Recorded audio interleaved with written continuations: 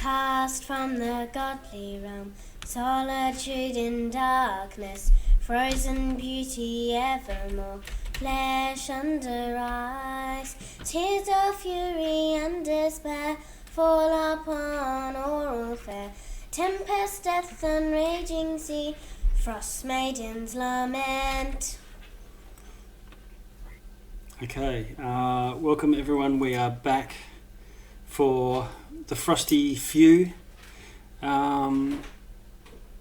Last we finished up where you had just managed to throw off the effects of the old age from the ghost that you had battled the week prior, and long rested in the town. Yeah, long rested. You managed to make your way back to Goodmead, I think it was, and Yes. And took a long rest there because you pressed on through the night and you'd been going for a long time. I think I was doing a countdown as well as a count up, but I think you got to 6 hours remaining before the ghost effect kicked in permanently. The other thing is Sharpie also drank of this pool of Sylvanus and has been purged of his parasite that you've been watching slither around under his skin for a while. Sharpie, much happy. Yeah, definitely. Now you've still got these this distress signal in your head, or what the priest said was a distress signal. No, the gnome, I think. Gnome that used to work at the Black Cabin for a time. Recognise it as deep speech. You've gone back to I think you've still got all these dogs, all the huskies that were sort of on loan, and the drivers from East Haven, and you are currently in Goodmead, having had a long rest and contemplating where to go from here. Unless I've missed something, I think that's where we're at.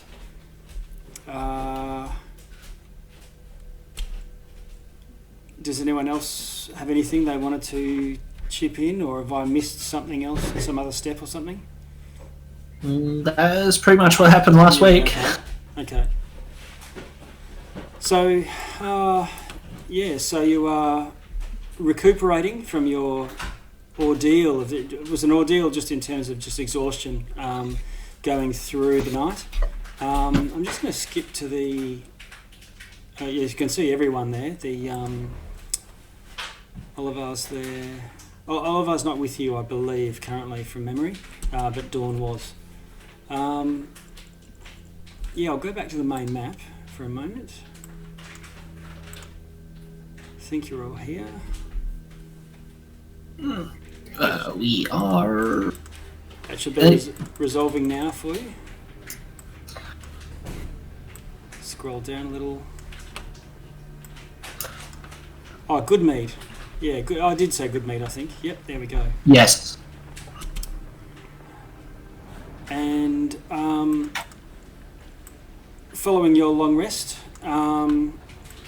you've still got a couple of hours before the sun actually comes up. Well, everyone wakes up and takes their breakfast, and you might prefer to stay indoors during this time in the mead hall or whatnot.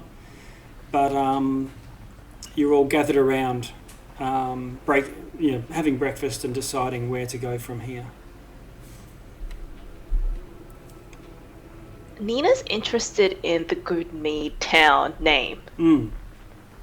She wants to ask around about, do they have mead? Do they produce mead here? Yeah, so you can talk to the locals. There's people all come in to take their meal here.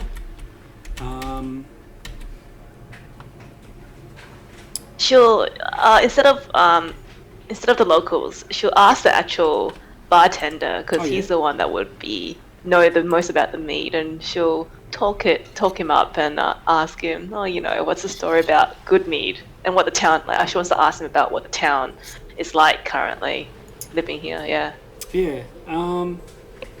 He says, it's a very small town. We're not so fancy as the big East Havens and Bryn Shanders out there, but small population of roughly 100 souls, and the main income for the town is indeed the mead that is brewed from the honey that is harvested from within the forest, very immediately nearby. But it's winter. How does that work for the honeybees? Well, I guess it's a rare breed, which is why not all the other towns, even though they might be near forest, and there's something going on there. Maybe a blessing of Sylvanus remains, but the mead still flows. And you hear a couple of voices hear him, and they go, "Hey!" and raise a glass. They're drinking in the morning. That's so fascinating. And there's little that comes from the south, and so in terms of the inns, most of the things that are brewed are because that's where the skills have evolved over time amongst the good mead folk. Well, we trade with the other towns to keep their taverns stocked.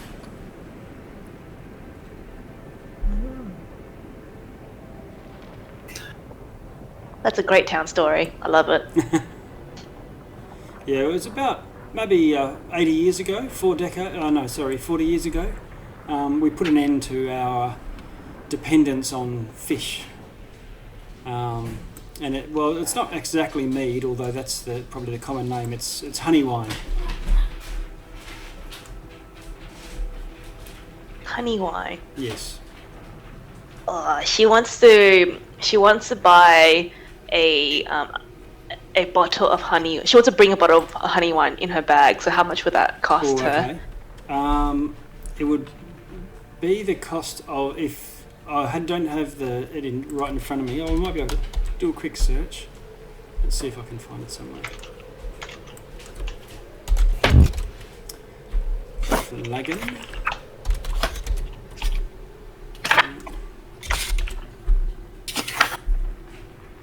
I've got a searchable thing in front of me, but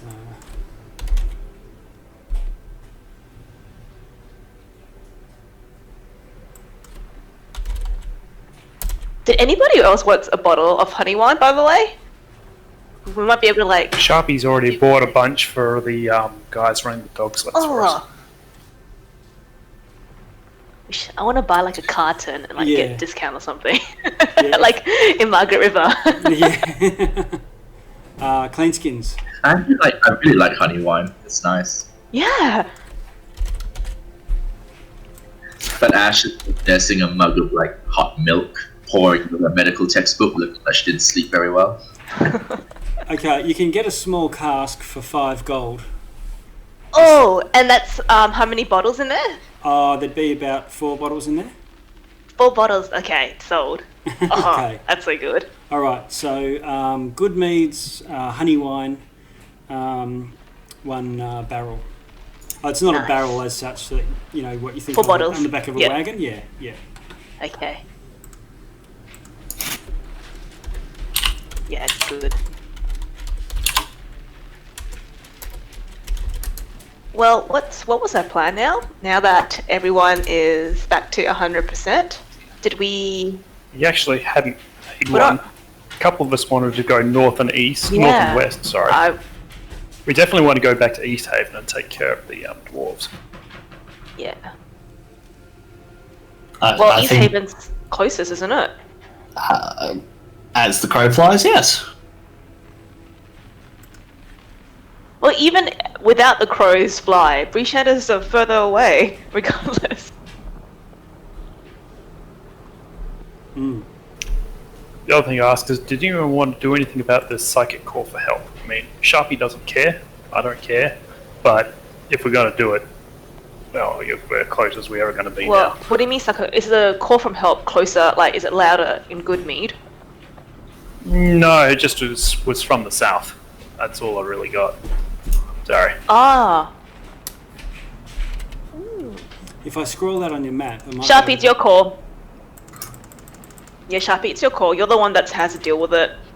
No one else is bothered. It doesn't bother me. I mean, we've got other stuff to do. Okay. These guys have been calling for help for about 4 or 5 days now, and it's if they're still alive. I'm not sure how much help they really need. I mean, since we are close by and someone is trying to ask you directly for help, Sharpie, I'm happy to assist. It seems quite personal, and I wouldn't want No, they're not really asking me for help. They're asking everybody. Like, it's just only some people here. Holy crap! What? Where is this? It's like really south, super south. Oh shit! Yeah, south. Yeah. So Wow. marked on your map there, Okay. you can see they're all to the south, but you've been in Goodmead, Brinshander, and East Haven. Can you see those 3 arrows in front of you? Yes. Yeah. Yep. Yeah, so those 3 arrows are indicative of the direction that you felt from those 3 towns. What was the message that you heard? The goblin told you. What was it actually saying? He was a gnome, just so you know. Oh, sorry. Not being racist. It's okay. I know I know us small people are all the same things, but But it's something along the lines of help, please help, oh god, help.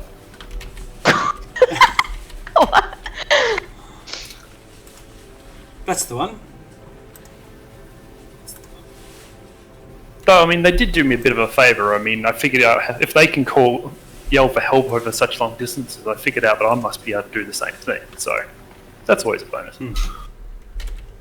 Yes, there's spells that can accomplish such range, but they're fairly powerful, and I'm not capable of them yet. I can't do that Well, either. I figured it out. I just did the same thing they did. Can you? Are you able to reply back and be like, ask them who they Nah, are? kind of No? have to know. Oh. I don't even know how far range it is, but it has to be somebody I know. Why are only you hearing it? Some people in Brinshander are hearing it too, but didn't talk to any of them. Can't really. Maybe it was something to do with that parasite he ejected out of himself. Yeah. Do you Sharpie, that's the best answer I've got. Do you think other people might have that parasite then? I mean, we don't even know how it got inside you, do we? Like, was it on the ship when we were fighting that thing, or actually before? The gnome said he didn't think the other people had the parasite, so... Oh, that must be totally different event. Yeah, I mean, originally I thought it was the parasite talking to me, and that was pretty scary right there. Okay, so Nina's goals is to go up north. Sharpie, well, let's just go through everyone's goals at the moment because we have no direction. Yep. Jakkus, where did you want to go? No, I'm just here chilling. Chile. Okay. Sharpie, where do you want to go? North up to the forest. How about Motel? I'm willing to go wherever the party wants to go. I know it's not a definitive answer, but I'm You're along just for the chilling. ride. All Yeah. the tanks are chilling. Okay, nice. Ash, where do you want to go? I would like to assist Sharpie because I feel like we have successfully dealt with the immediate threat, but if he is still receiving some unknown strange message, we should sort that out. I don't want to let it spiral out of hand. Well, at the moment, me and Sharpie both want to go north, and you're the only one that wants to do this for Sharpie. So, Yeah. guess you can try and change Sharpie's mind. You hear this wail from Sharpie, outside. we should... From where? A wail from outside. Like A wail? Like- ah." Not like Dory. Yeah, I'm thinking. So someone crying out in the night, In in the morning. Someone Yeah. crying out in distress, yes. Not, hello. Nina's had a few too many drinks. Sharpie will go have a look. What are you doing? No. What? Oh, you can't really make out the words, but a couple of people, of course, stand up and look to the door and what's all this ruckus about? The innkeeper? What do you do?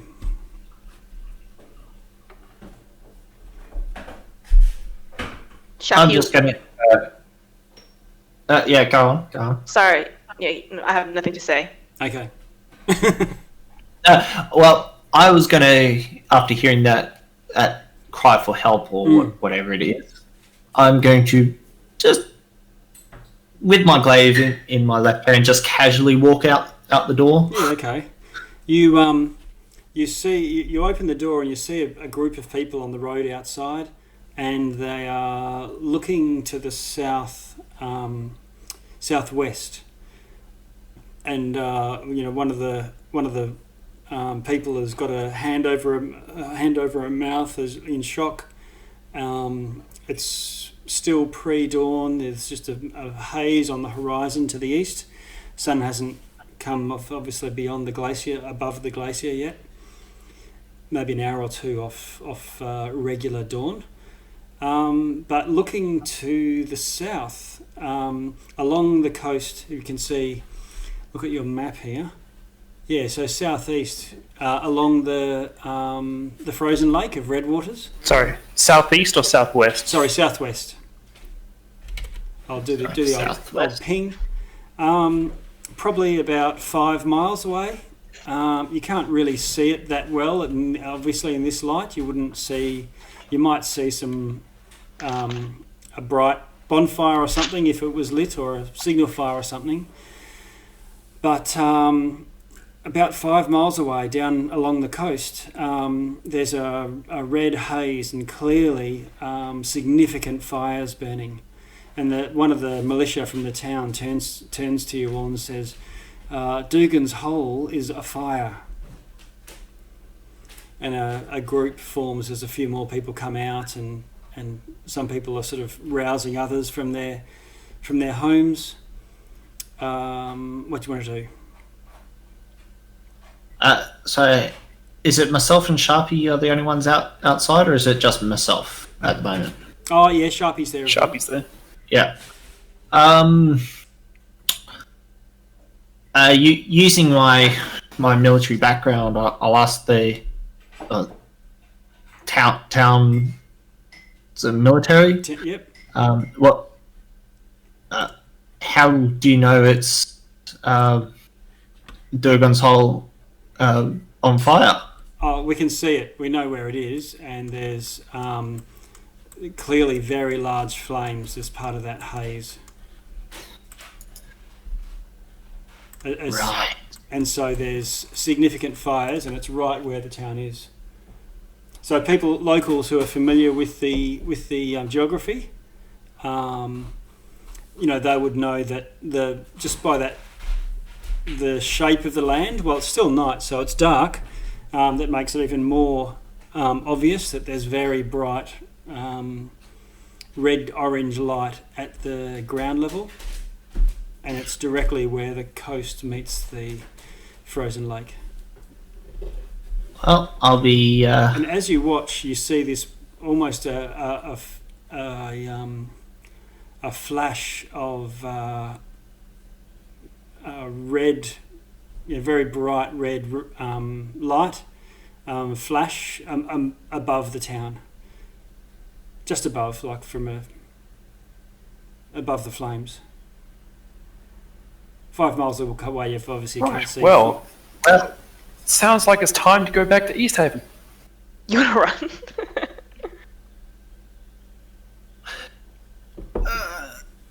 Or we could investigate or why a town is on fire. We must go save this burning any people from this fire at once, surely. Nina grabbed the closest. She'll come outside and see the commotion. She'll grab the closest guard and she'll ask him, "What's at Dugan's Hole? What kind of place is Dugan?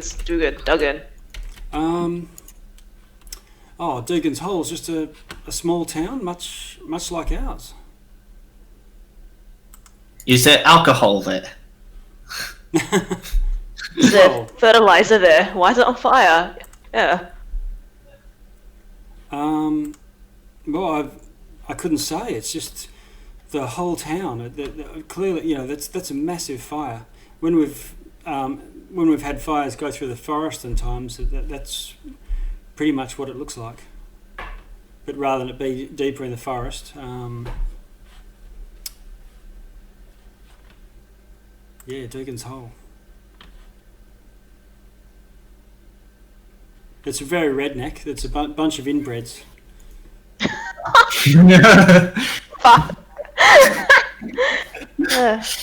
Cue the banjo music. Population of about 50, half the size of this town. They're trappers. Well,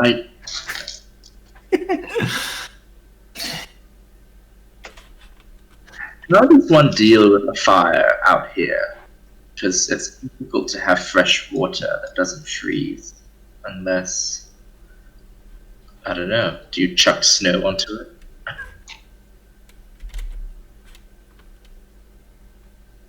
Well, no.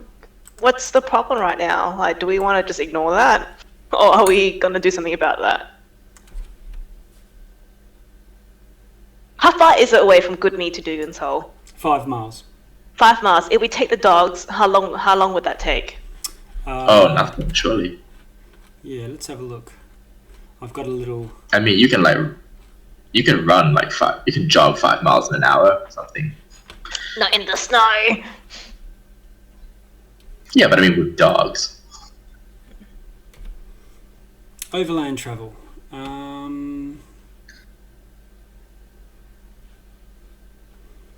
Yeah, it'd probably take 2 hours with... Yeah,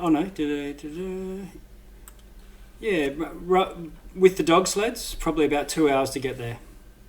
Oh.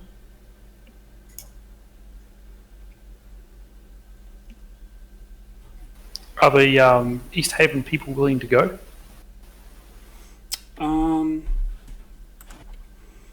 Let's have a look. Do you want to do a persuasion? Not particularly. I'm just going to ask them. Okay. Let's have a look.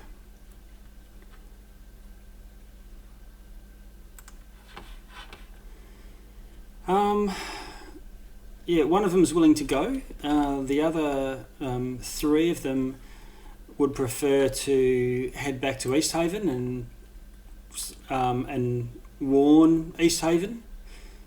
Warn? Why? Not warn, Why would you? But pass on the news that Oh. Dugan's Hole is afire. The other one's just more. Is a bit more Nina-esque about it.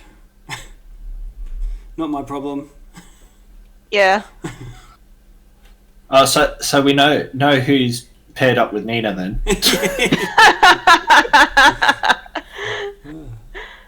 Wait, are we getting paid to do this? Nina's Yeah. not invested unless the whole party's invested. Nina will go. Party folks, let's go. I mean, the one guy that is willing would say if we want to just go south for an hour, he could drive 1 or 2 of you, or the 2 of you could take a set of dogs, or he could go with, you could borrow the dogs and go and just do a bit of a recce, just to get close enough to see what's going on. Oh. I mean, we have 2 people here proficient with land vehicles, so we can move at a decent pace. Yep. If that's an option. Other than that, He's willing to go sort of halfway. Maybe see if there's anyone that they meet on the road coming in the other direction. Any news? That's a good compromise. Like, look, we don't have to go all the way. We just go halfway, and then it's like a half-ass effort, but it's still effort. Yeah, let's do that. Let's do that. Let's just go halfway and see what we can find. I think we got an hour to spare. Yeah, we have an hour to spare. It's still the morning, early hour. What the hell's happening? Let's go now. Okay. yeah. So Threads currently is off in the woods doing her ablutions, but the rest of you can saddle up for now, and the guy that's going to give Threads a lift will just wait for her. Okay. Cool. I can do that. Hush. Let's go. Sharpwise is doing the survival roll. Yep. I also have survival proficiency, so you could have advantage with it if you wanted to. Okay. Handy dandy. So that's a... What is the plus one? 21. Luckstone. Right. Oh, we've had a bit of shuffle. I did trade for Ash's Luckstone. Happy days. So that's the Luckstone bonus. So you are now a lucky halfling. Uber lucky. Yeah. And you lead on. You manage to travel with some fairly decent speed, and probably might only take you 40 minutes to get halfway rather than a full hour. By the time you get a couple of miles away, can I get either one person with advantage if you're all chipping in, or the two riders to both roll perception checks, please? I'll do one. Yeah, I'm a driver. Oh, yeah, you can have that one. No, roll. You already called it. Roll it. Perception. Yeah. Right. You never know. Yeah, he has it. Very Okay. nice. So both Montel and Sharpie sort of pull up their dogs. The dogs are sort of, look over their shoulder like, what the hell? They're always wanting to run. But you sort of stop and take a good look at what you can clearly see now from a couple of miles away is burning buildings.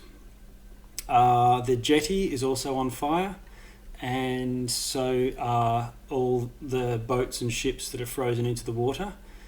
And while you're watching, you see this line of fiery radiance arc from above, the darkness above, and in a line shoot along and set afire everything that it touches. Great, we have dragons. Not a big cone shape like a flamethrower or something, but more like a ray gun, a fiery beam. Much like Elros's old, what was it? Flaming something or other?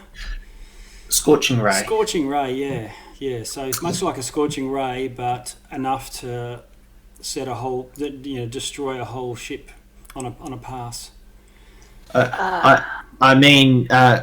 I was just playing Mortel's character because -1 intelligence. Yep. Oh, we have dragons. Yes. Well, how do you know, though? Fire coming from the sky means dragons. Does it? Uh-huh. Is there anyone from the town that's running away in our direction? Do we have any people that's running to Goodmead? Have we come across any of them? Let's see. It took you an hour to get here, so. Jakkus to Ryle and say dragons. Yes, a couple of 100 yards away, you would see figures coming up from the other direction. Well, let's go meet up with them and ask them what the hell's going on. Okay, so you catch them halfway and they say, "Oh my God, the town's burning. We're being attacked by a dragon." Yeah. No, we're not staying. We're not staying. We're going back to Goodmead. A horrible beast. We do not. Composed of. It was made of lava. It seemed. Sharpie actually does want to go ahead and have a look at this thing. Sharpie, I don't think we're strong enough to take on the dragon. No, we don't have to take it off. I just want to go and have a look at it. No one's going to see me. Are you going off by not- yourself in the sled? No, not in the sled by myself.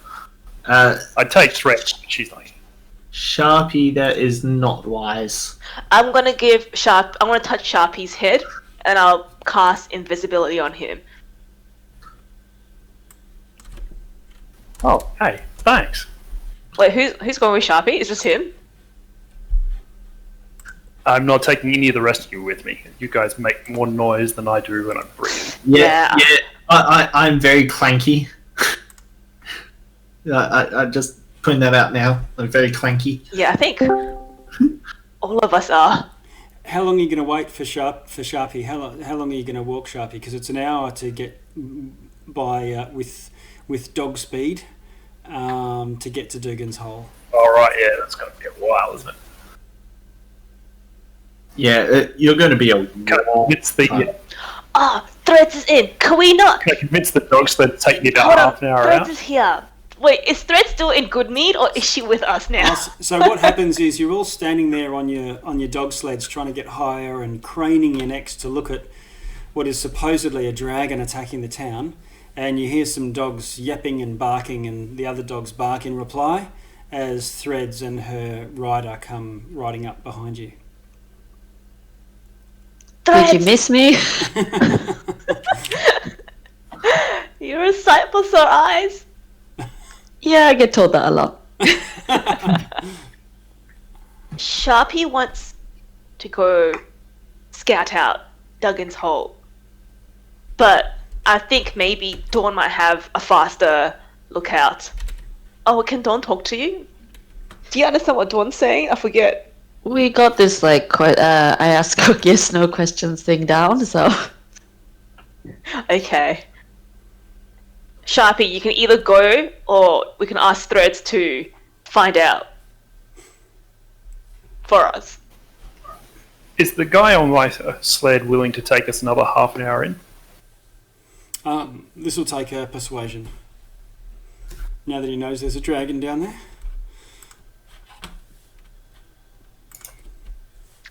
Natural 20. Oh Yeah, my it's God. persuasive. yep. Natural 20 -1, is that right? +1, -1. Yep. Oh, I see. Yeah. Because of your luckstone and your dazzling charisma and bright smile. Okay. He says, for a man as handsome as dashing as you, I'll take you any distance. Sharpie, you're still invisible, by the way. It's This is a constant. good thing. I'm very happy about it. Okay. Okay, so this guy will take you further.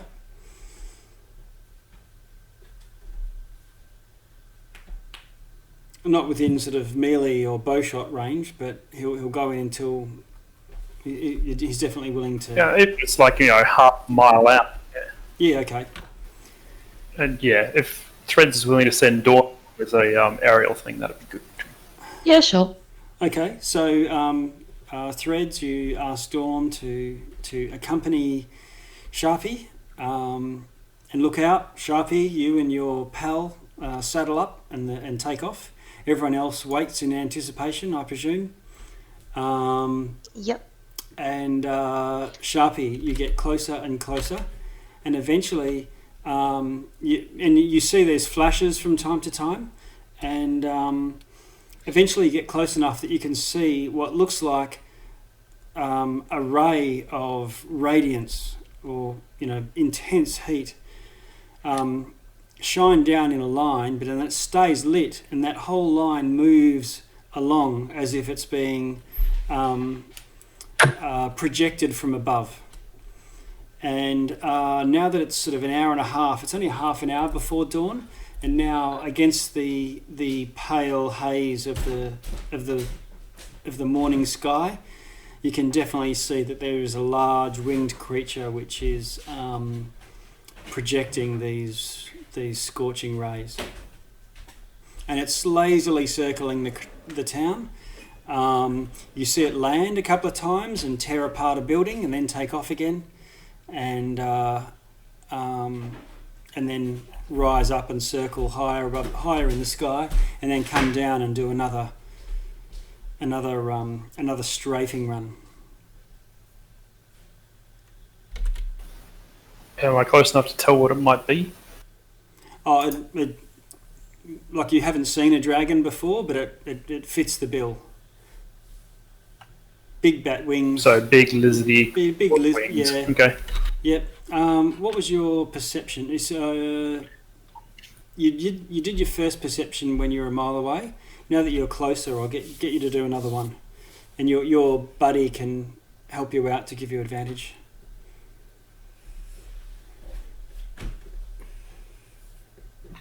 24.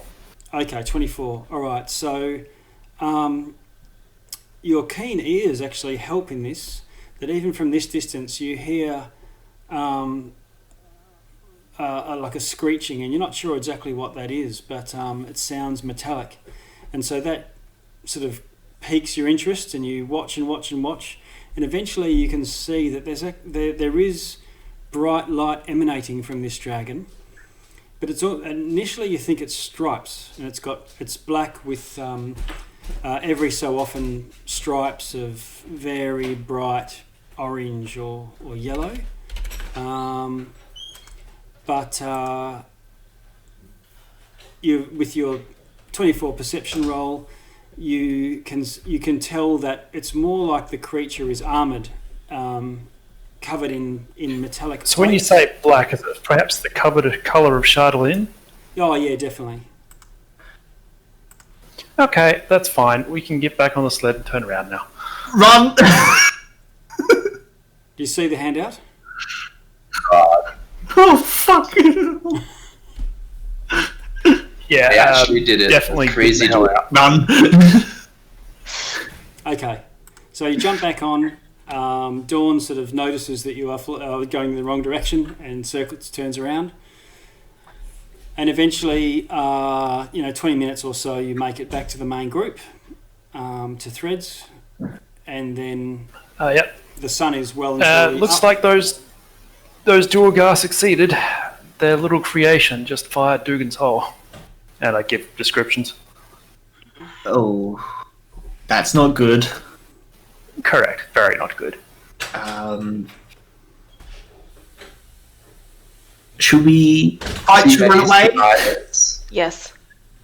Let's run away. Let's run. Let's run and talk. And we're going back to Goodmead and yelling at each other, having a discussion at the same Okay. time.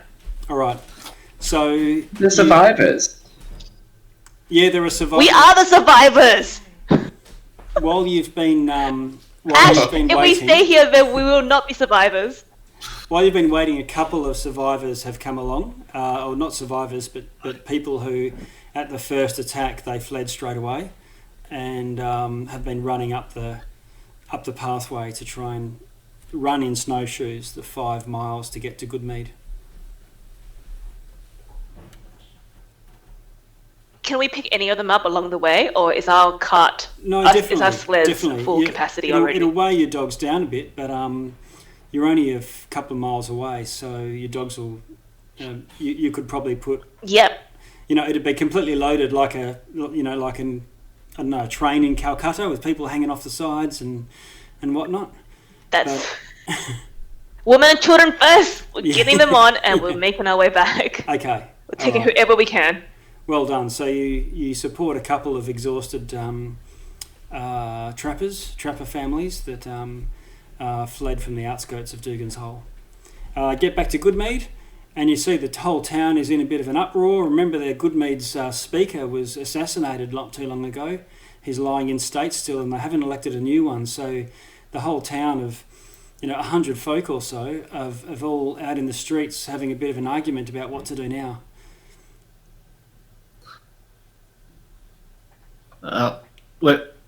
Seeing this, Mortel would like to go to the highest ranking military person there. Okay, there's not so much. There's militia, but not military people as such. But yeah, you can. Militia, yeah, like the highest Sure. ranked person. Okay. Just and offer my services to help calm folk down.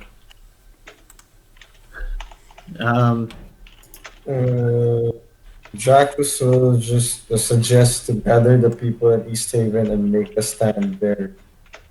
Okay, you can find Jakkus. They do. You do get some support for that idea, and let's get out of here. There's only 100 of us, and there's 1,000 in East Haven. Let's go. And a lot of people also, just even with forest fires and things, people never want to leave their house. It's much the same like this. We can probably have our own company to lead in East Haven against this dragon. But Yep. Yeah. So, Moltel, can you do a persuasion, please? Oh, sorry, that's performance, wrong one. How'd you go? Hang on, it's not rolling. It's not rolling. That was a performance. Hang on. Yeah, it's okay. Yeah, no, I don't persuade them. You do a dance, and they said, we liked your miming mime act, but we're not persuaded by you. Can I try for a roll? Yeah, sure. Holy shit. Okay. So with a 16, you manage to at least get some semblance of order. So there's a speaking stick now, and one person talks at a time, and you can draw the leadership of the town, at least the couple of more senior members of the families of the town, into conversation about what to do next. And there's certainly many of the town that are willing to gather as much as they can and make their way to East Haven.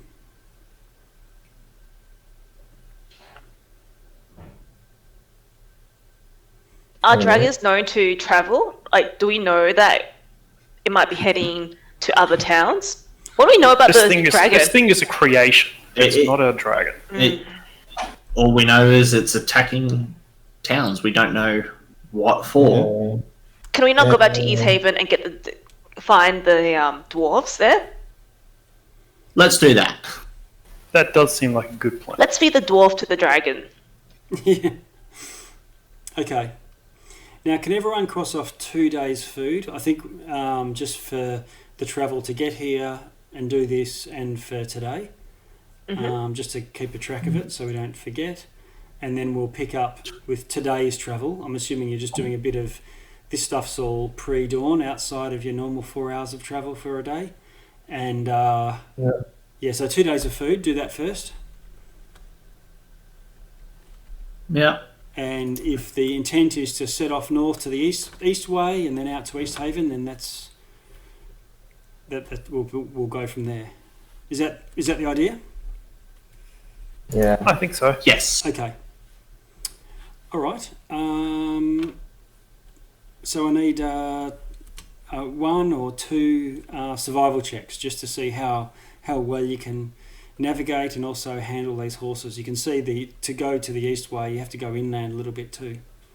It's not just a matter of skirting the thing. Who's up the front? Shall I do it? Yep. So Definitely. if you've got the support of the party to say, hey, no, hang on, there's a rock there or whatnot, you can get advantage and do a survival roll. Yeah. Both terrible, an 11. Okay. Oh, 12. Okay. So you find a way through and eventually get to the crossroads and go to turn east. East? Yes, of course, East Haven. It's a little bit slow going, but you're far from. It's not like you get lost or anything like that. That's a 10 above 10 gives you a normal travel speed. I've purchased another unit on my way out of town. Purchased a what? Sorry. Just a healer kit for 5 gold. Yes, you can get a healer's kit for 5 gold. Are we on our dog sleds making our way to East Haven? Is that what's happening right now? So everyone's on their dog sleds. But the Goodmead people are staying in Goodmead, or they're running to East Haven too? No, they're packing up all of their most valuable possessions and making their way to East Haven. So it's more like a, refugee caravan of 100 people or so. Could I have grabbed Cletus before we left and put him on my sled? Can I bring Cletus with me? Yeah, you can take Cletus with you, definitely. He says, Cletus, come jump on! He says, who are you? Don't you know we had a thing? Who are you and what have you done with Nina? This is Nina. You're an abomination. Shut up and jump on if you want to survive, and we're going. Okay. You're saying that sounds very much like a come with me if you want to live. Yes. Okay. All right. So he says, Very good. Thank you very much, and I'll appreciate the ride. And he sits up on the tent and backpack and thing that you got strapped onto your sled. Okay, right. So you're making your way north to Crossroads, and then East Haven. Right.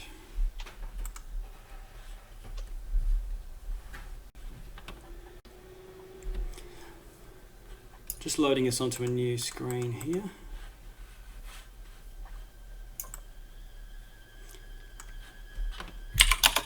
Oh, no Oliver at this stage in the picture. Last time we saw he was at East Haven. Yes. Sharpie, how are you getting around? You're on a dog sled as well, aren't you, at this stage? No. I was basically I'm going to have to try something else because my axe pick got sold. You can ride shotgun with me. Yeah, Sharpie doesn't weigh all that much, though. Exactly. Okay. Speaking of which, Mortel, so when you get bigger, like all your equipment gets bigger, right? Yes. Alright. Is that G-rated? All right. You're about to threads. You're up the front there, I think. Yep. Yes.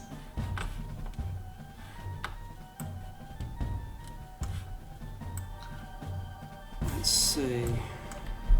Just going to move you guys around a little bit.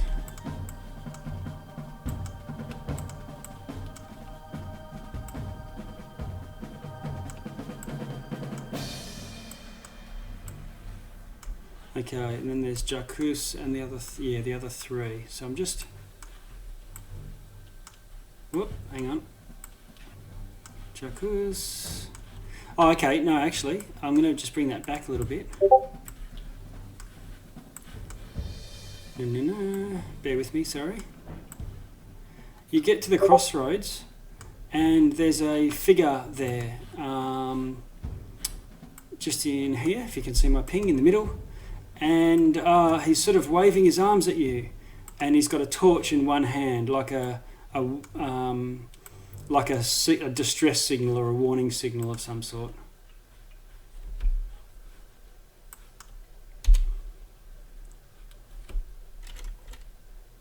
Threads call out stop. Halt to everybody. I'll put him in there. Oh, where is he? Oh, come on, you little swine. 3 people will probably appear soon. There we go. Hail! Remember, the distance was here. Let's have a look.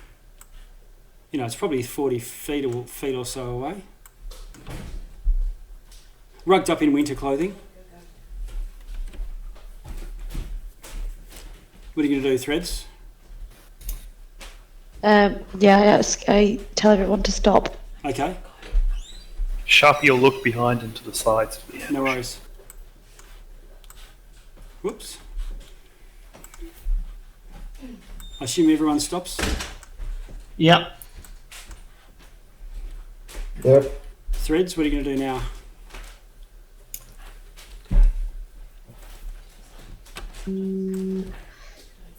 Yell out, speak your purpose. What do you want from us?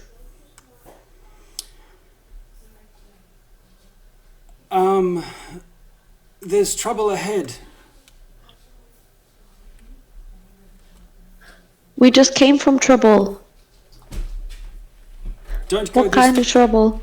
Don't go this way. There's orcs.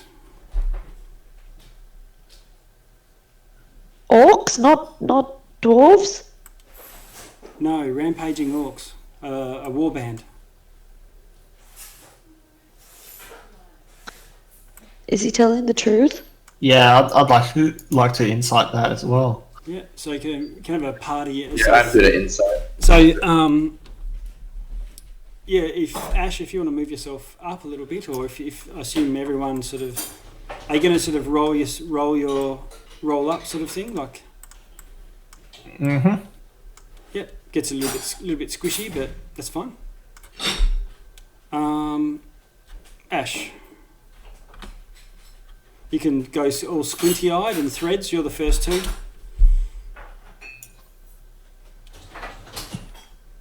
How's it going? Do we get advantage or is it a straight roll? No, straight roll.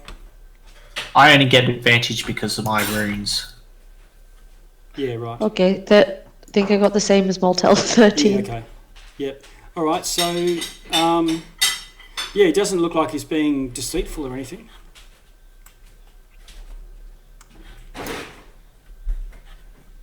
I think I got a 15. Yep. And he sort of moves off in this direction and says, "Do not go north. I warn you on your life."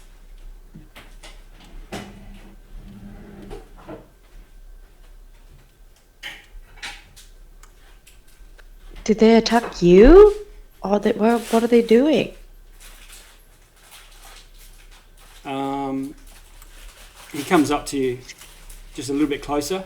He looks a little bit edgy, like wary of you lot.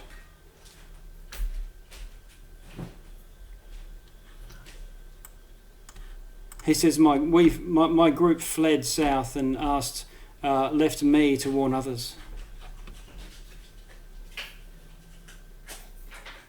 Is he human-sized? Yeah, yep.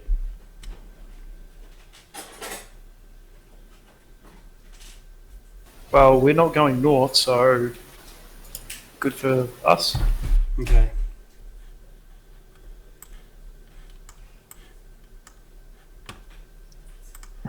So Something kind of seems off about this. Yeah.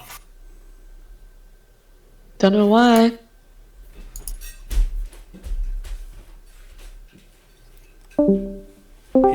he says, "Hang on a sec, is that an orc with you?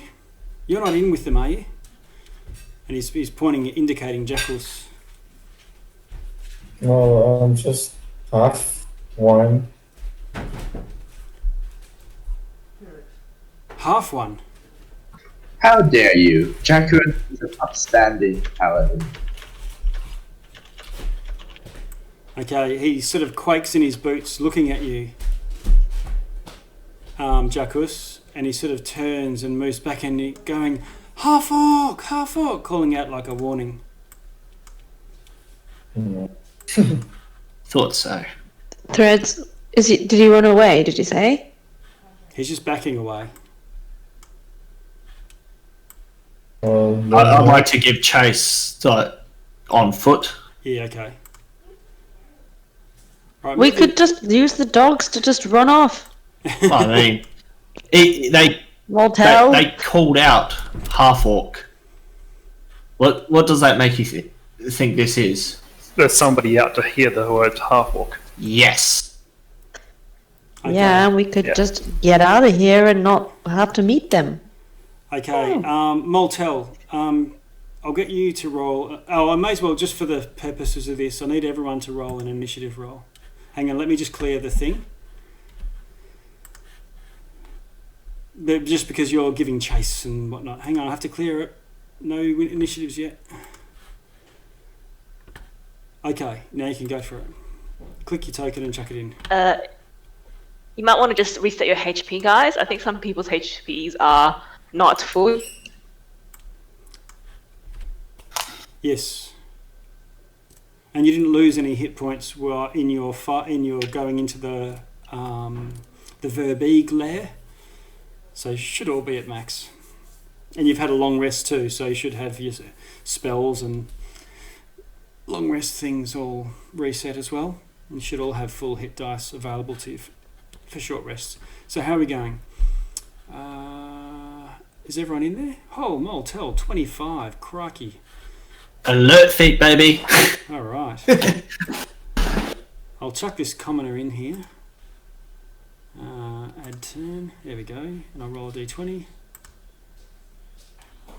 Okay. All right. Sorting. We know who's going to be at the top. Okay, so Molten, you're just advancing on this guy, And let's have a look. Yeah.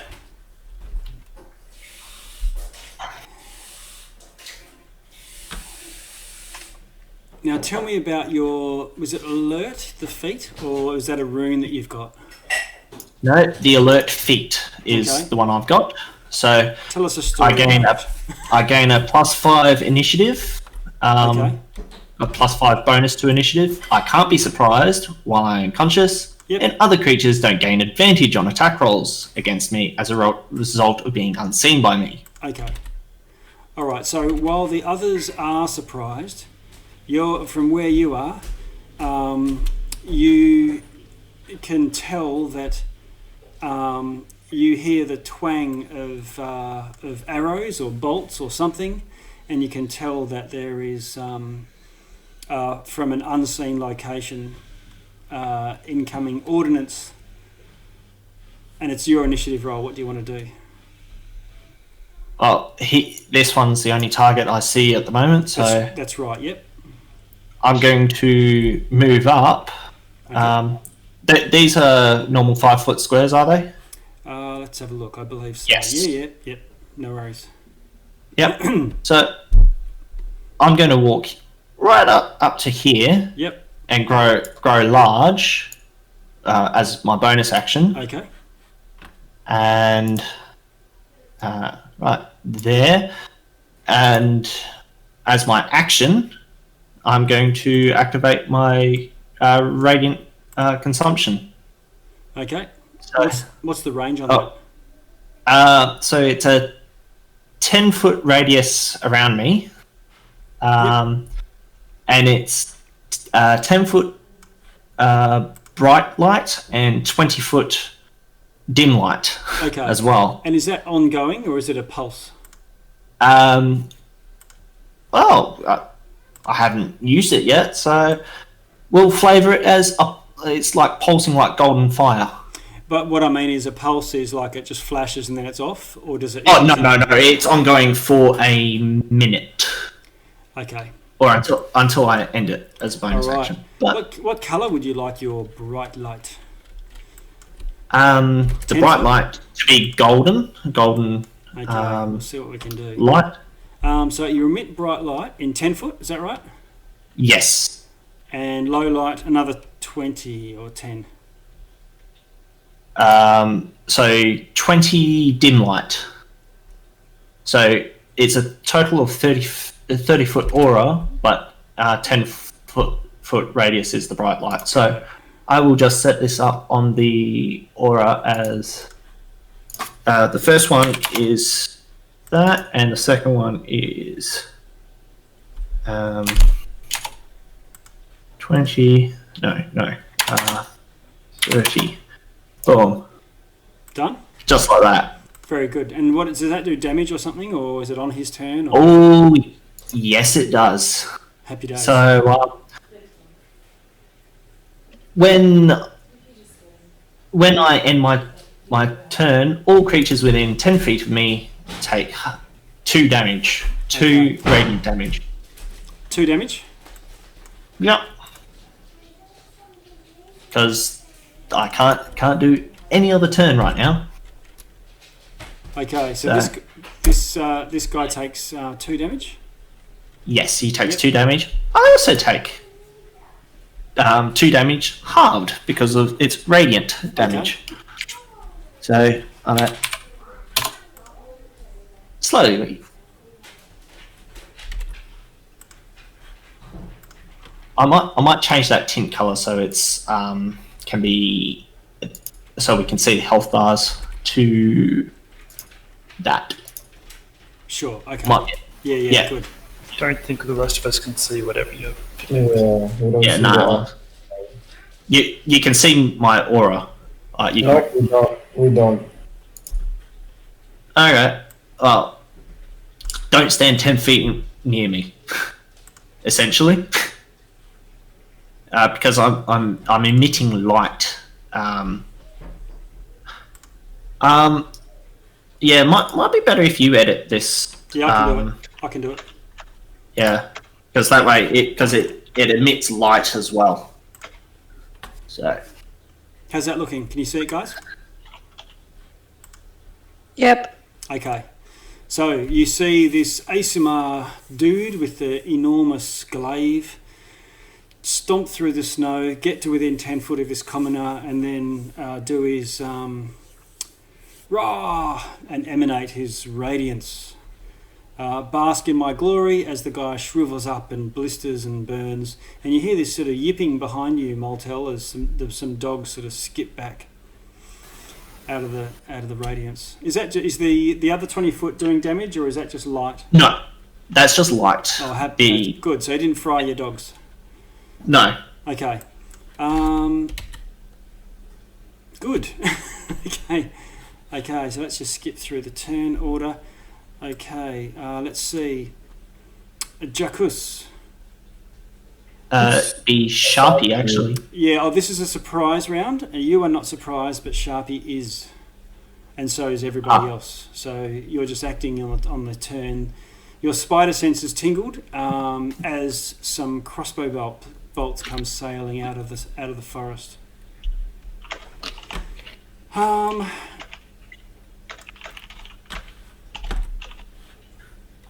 Jakkus, what's your armor class? 18.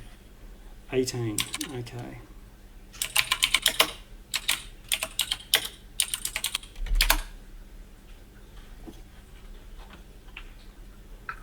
I'm just waiting on something to come in here. Oh, is that it? 7. Okay, cool. Oh no, that's not it. Try again.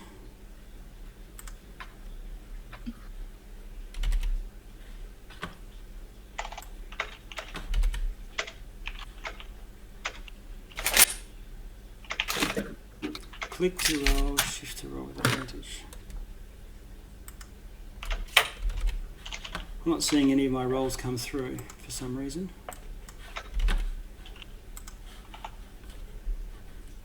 I'm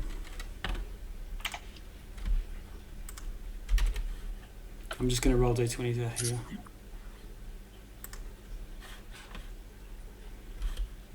Okay, one crossbow bolt comes sailing in from over in this sort of direction. Another one comes sailing in from over in this sort of direction. Is that right? 18, did you say? Yep, 18. Yeah, okay.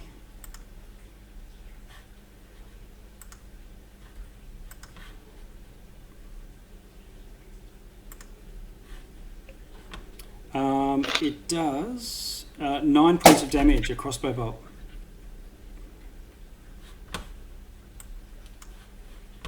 Another one comes sailing in from the woods over here somewhere.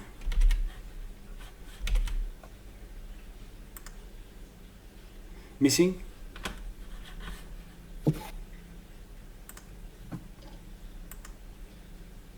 And another one comes in hitting you, doing 10 damage. Oh, man.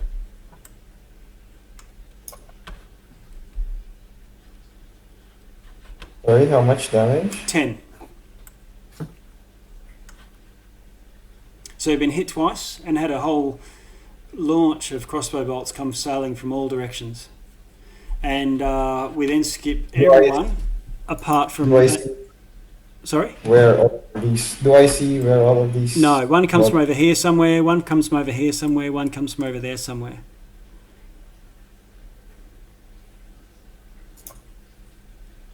And we skip back to you, Montel. This is now the first non-surprise round. Okay, so... Oh, hang on. This guy can run, can't he, during that turn? He goes to run. You've got a reaction and you've got a glaive. If you want to take a free strike, you can. Oh, yeah. Definitely. A 12 to hit? 12 misses. Oh, close. Okay, oh, so well. You see this guy running off in this direction, and he gets to these rocks to try and take some cover. obviously I can clearly see him being 12 feet tall. Well, let me see this big archway of rock over here. Oh, yes. That's sort of 10, 20, 30, almost 40 feet across. Probably about the same height. So you saw him running amongst those rocks.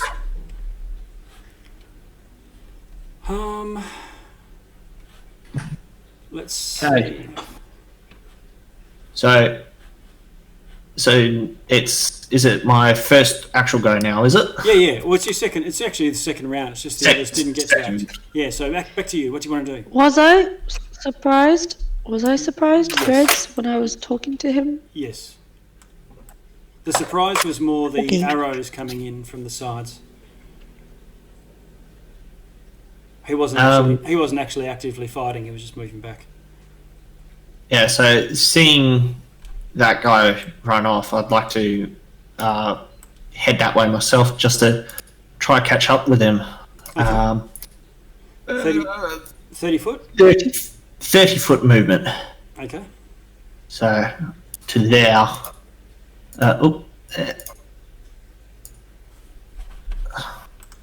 So right there. I think. I might be one. One a bit too There. far, I think. Yeah, that's right. Yeah, that's better.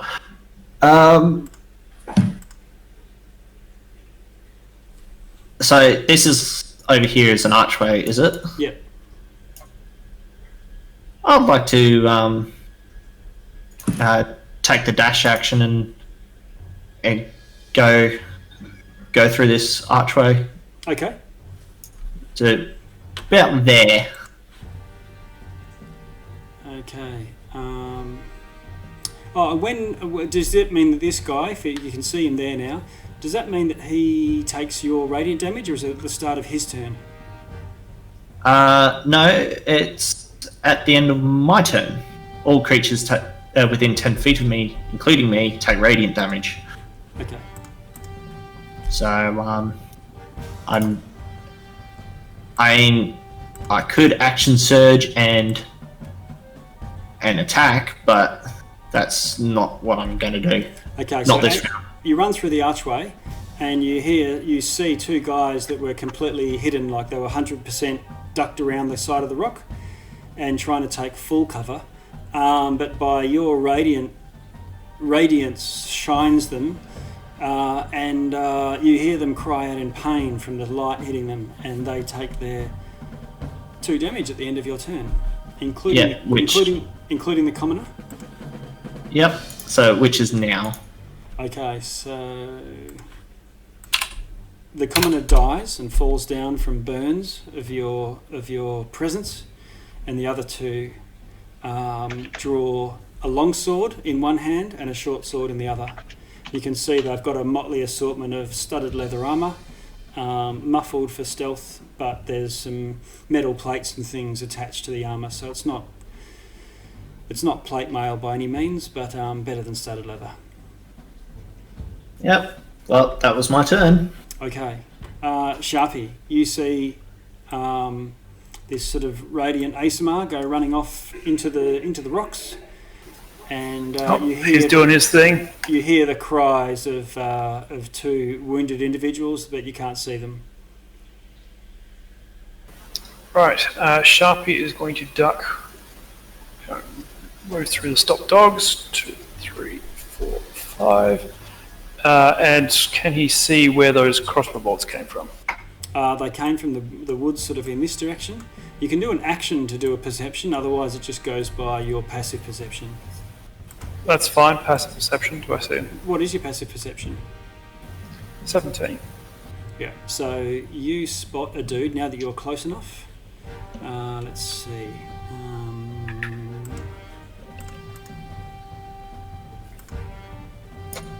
Just over the ridge, and he's laying down on the ground, and he's got a heavy crossbow in his hand, like a sniper. I will use my bonus action to dash and run up to him. And now he's prone. Yep, and well, I guess I will stab him with a dagger, and I'll basically yell out, "There's one here." Okay. That's attack with advantage because he's prone here. It is.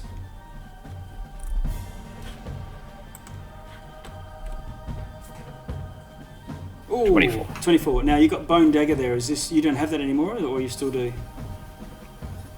I still do. Okay. Nina did not want it. So yeah, that's right. She snubbed it. Okay, 24 is a hit. That is a miserable 9 points of damage. Okay. Okay, you stab him on the ground. Can you see a health bar? Yes. Okay. All right. So he sort of rolls and dodges and avoids the brunt of it. So it's just a little nick, giving you an indication of hit points. I'll yell it again. Watch out, these guys are tough. Yeah. And I'm done. And you're done. Jakkus. You see Sharpie sort of. You can't see below his knees, but he's definitely going all machete on someone that's laying on the ground. I'll just dash all the way up to Sharpie. Okay. Wait, hang on a sec. There you go. Alright. Yeah, there. Okay. Any bonus action? The bonus action, I will cast Shield of Faith.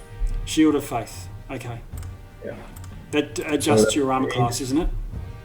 Yep, it's now 20. Okay.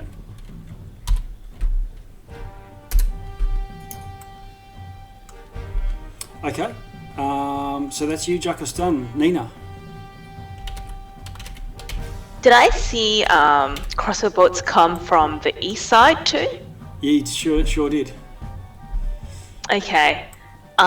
First of all, she's gonna cover Cletus. Cletus, get under here! Okay. And she'll tell him to stay safe. Okay.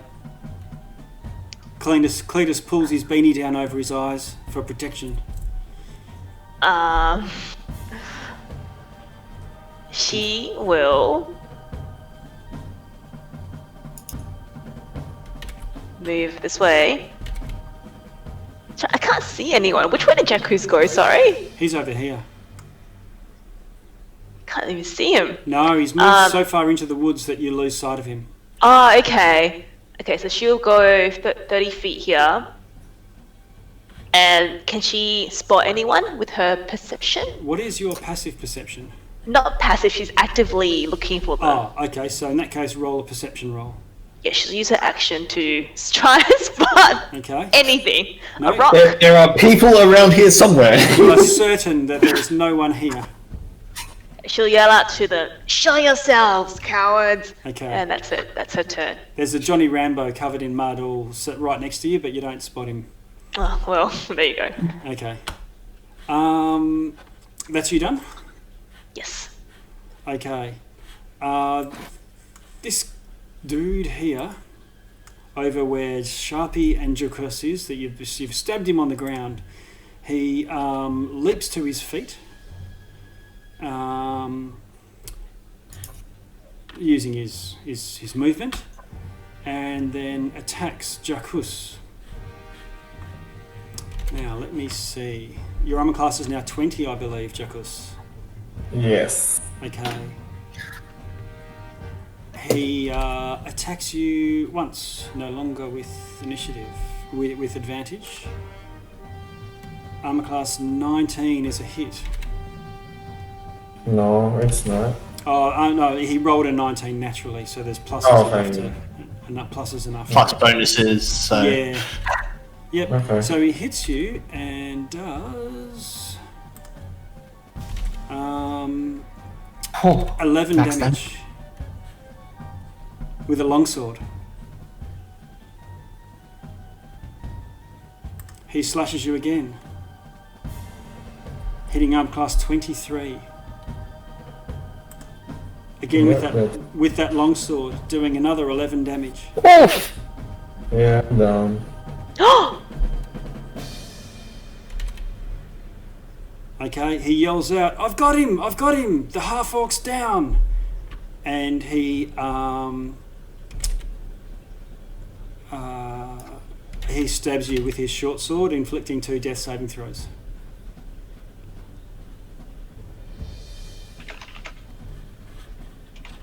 He has 3 attacks.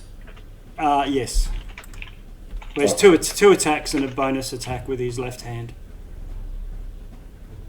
But didn't he have a crossbow? Oh, that's laying on the ground right now.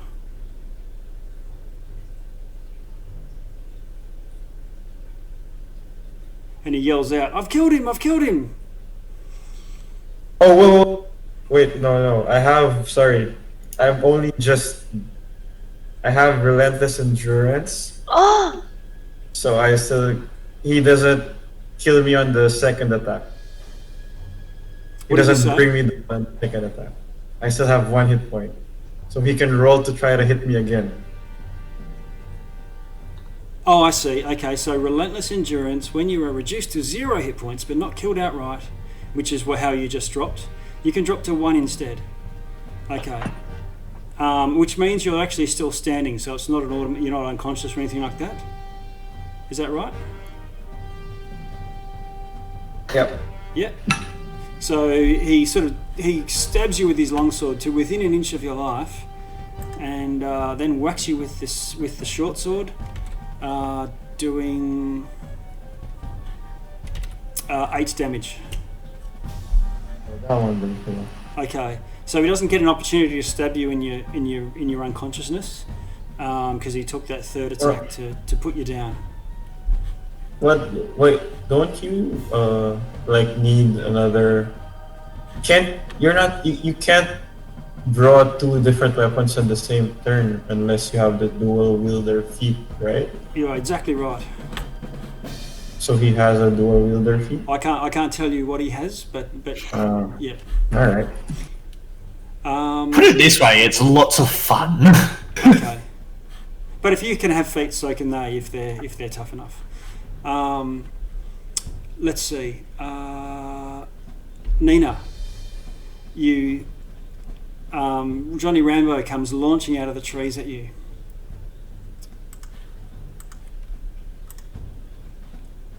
Oh, is it my turn yet, or is this another attack? No, this is another attack. Okay. 1, 2, 3. Comes running over. He attacks you with a longsword. Hitting arm class 18. hits. Okay. Doing 8 damage. 6. 8. He then hits you again, missing, and then he, with a short sword, hits armor class 18 again, Hits. doing 4 damage. Wait, so what's the first damage 6, or did I mishear it? No, it was 8. Oh, it's 8, okay. Yeah, I'll just get that. And then this one was just 4, just Yeah, said? yeah. Okay. But the guy that attacked Jakkus rolled 2 maximum damage rolls, 2 8s, and this guy rolled a minimum and then a low one. Okay. Okay, and that's his turnover. Moltel, these 2 guys that are turned to attack you. Yep. What is your arm class, by the way? Currently, 17. Okay, so one of them misses with his longsword, misses with his longsword, misses with his short sword. The other one misses with his longsword, misses with his Wow. longsword, hits with his short sword, doing 7 damage. 7, did you say? Yeah. How are we going? Still kicking? I'm fine. I don't know what you're talking about. I'm fine. I can't tell you if this is sarcastic or not. Okay. Put it this way, I am fine. 1, Okay. 2, 3, 4. 3. Ooh, yep. So 2 other guys, they have to dash to do it, but they run to the aid of their pal. And they also have long swords drawn and short swords drawn, dressed in the same armour, and you've now got 4 guys around you. A goodie, a challenge. Jakkus. Are you unconscious, by the way? Are you down? Yep. Okay, so you can't be seen. Threads. Crossbow bolt comes sailing in at you. Hitting armor class 15. No, 16. 16. So no. Okay, so the arrow misses, but this guy's close enough to the edge. He's not sort of over the side. Let's see that you spot. You sort of. Can you see this guy right off to the side here? Yep. Okay.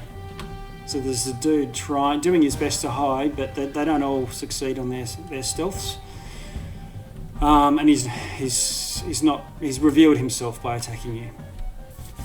And they don't have their crossbow feet, so they can only get one attack around, no matter what. Ash. I will rush. Jakkus is still down, yeah? Yeah, you can't see him at this stage because you're low down, but you saw him drop. Yeah. I would like to run my 30 feet towards him until I can see him. Okay. Well, let's see. Do you want me to move? Oh, you're so laggy. 1, Hang on. 2, 3. If you could move me 30 feet towards me.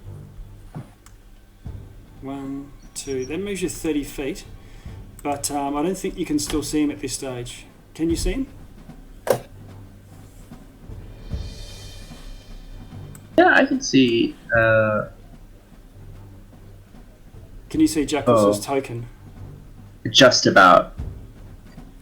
Yeah, I can see like the edge. Yep. Edge of his token. Okay, so you can see his knee poking up out of the snow. Yeah. I will shine like this huge, like concentrated pillar of moonlight just shines down on him as I use channel divinity. Nice. Is that a bonus action or an action? An action. Okay. You restore half your hit points, basically. Okay. Oh, cool. Thanks. So up to 20 or half your hit points. So just let me know what you're on. I got 19. And I will then use a healing word on you. Bonus action healing word.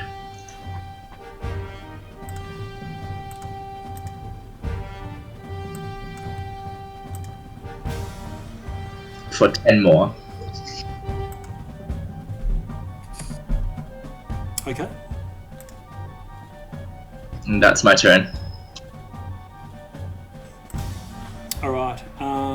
So, Jakkus, you become conscious. You're on half your hit points. You're still prone, and we're up to Threads.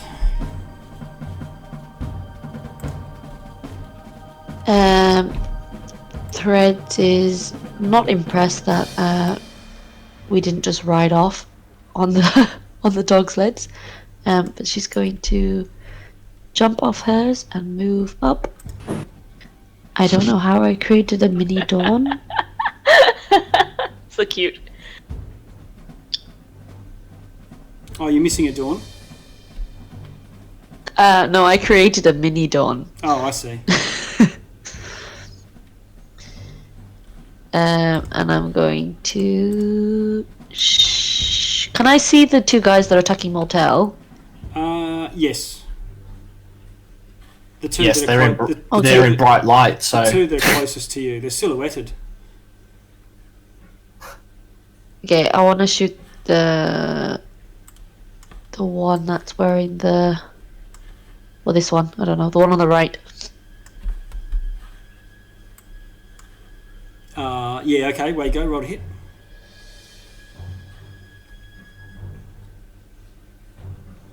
Ooh. 17? 17's a hit. Damage? 12 damage. 12. Okay. Solid hit. Whoops. Bonus action. Can I use my favored foe feature? Yeah, you can. What you would do is your favourite foe is your bonus action, which means the next time you hit, you would do on that round. You would then do your extra damage. This is the first time. Yeah, you've used that's that? fine. Just Yeah. Okay.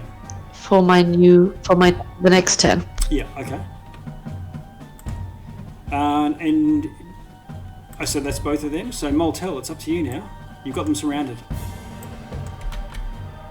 Well, I'm going to attack the same one Thread's just attacked. You spin around to the guy in your rear. And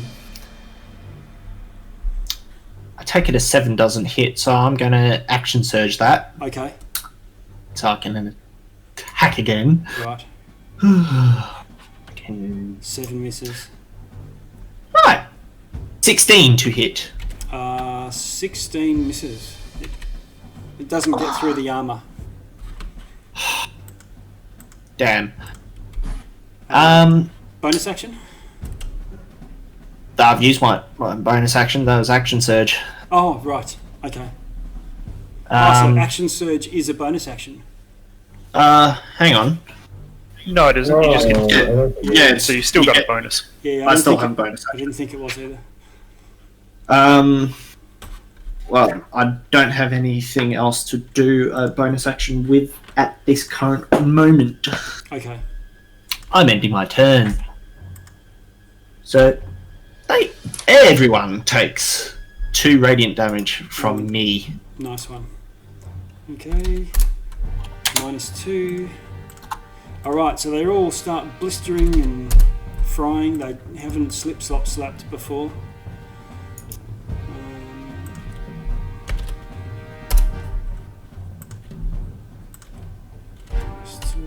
Okay.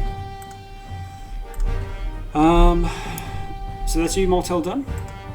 Yes, Sharpie. that's me done. Moving the attention back to you, down the corner there with Jakkus. Alright, yeah. Jakkus is still conscious, so he's at least something of a threat. Use that distraction to stab, and then disengage and move away. Okay. 12 is not going to hit, I assume. No, it's not. Right, disengage, move over here where I've got cover from crossbow, and a little bit of cover from this guy as well. Yep, okay. So he doesn't get an advantage, a attack on you because you disengage. Is that your turn done? Mm-hmm. That's it. Okay. Alright.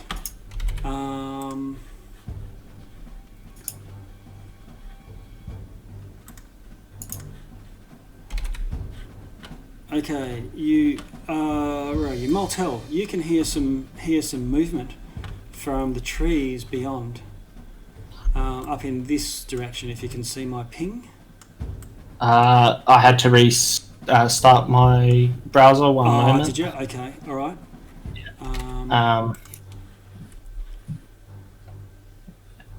Yeah, it's just recalculate. All right.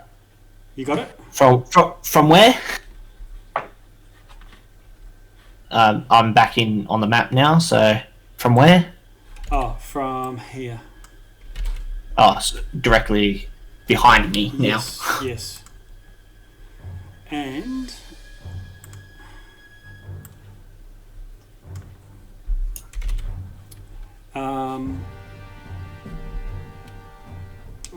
tricky. This armoured figure in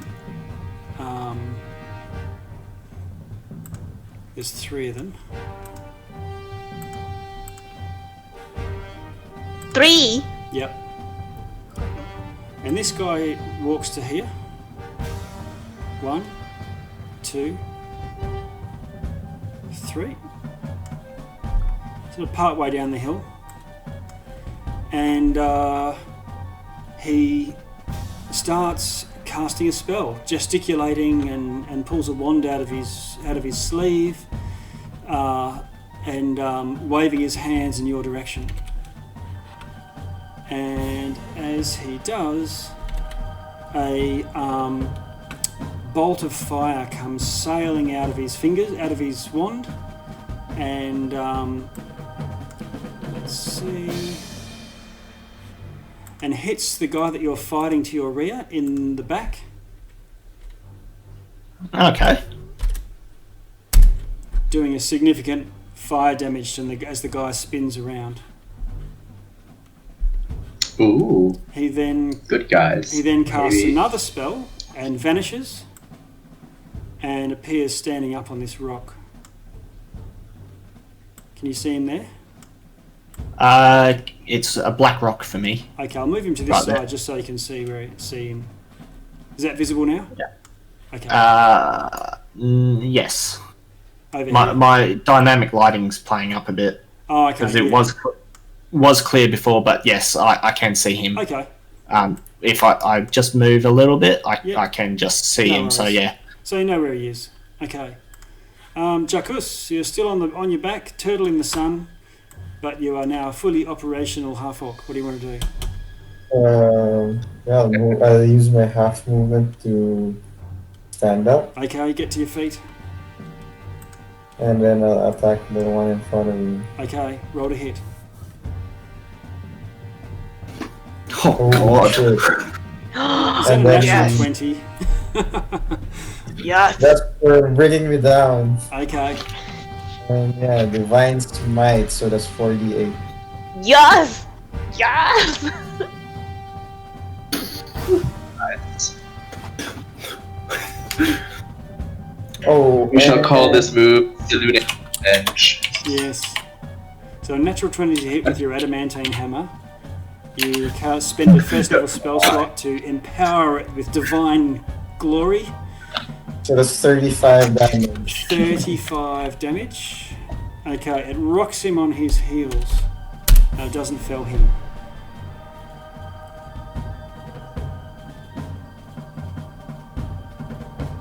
What do you want to do? Anything else? Yeah, I think that's all I can do now. So Okay. yeah, end turn. Okay. Nina. So this guy's come running at her. She'll use her 2 short swords in her hands, and she's gonna slash him both with each of her short swords. Okay. Does that 19 to hit? 19 is a hit. Great, and she'll use a bardic inspiration to do extra damage. Okay. So it'll be 9 plus 3 damage, So 12 in total? and then she'll use her 12, yes. Okay. And then she'll use her bonus action to swerve around and try and slash at him again. Okay. 22 to hit 22 hits as well? with 9 damage. Yep. Nice. And then she's taking a defensive posture because her AC's gone up. Nice one. So what does that And put your armor that's- class with that? 3 plus 3, so Yeah, it'll okay. be 19 now. Nice.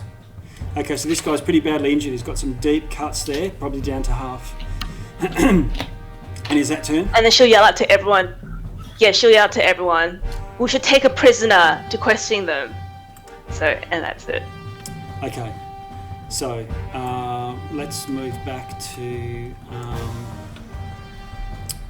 you, Jakkus. Actually, Nina, you were just fighting this guy. We'll resolve that for now. So he attacks you with a longsword. Armor class Oh. 23, It hits. doing 5 damage. Damn. Yes. He whacks you again, Can't dodge.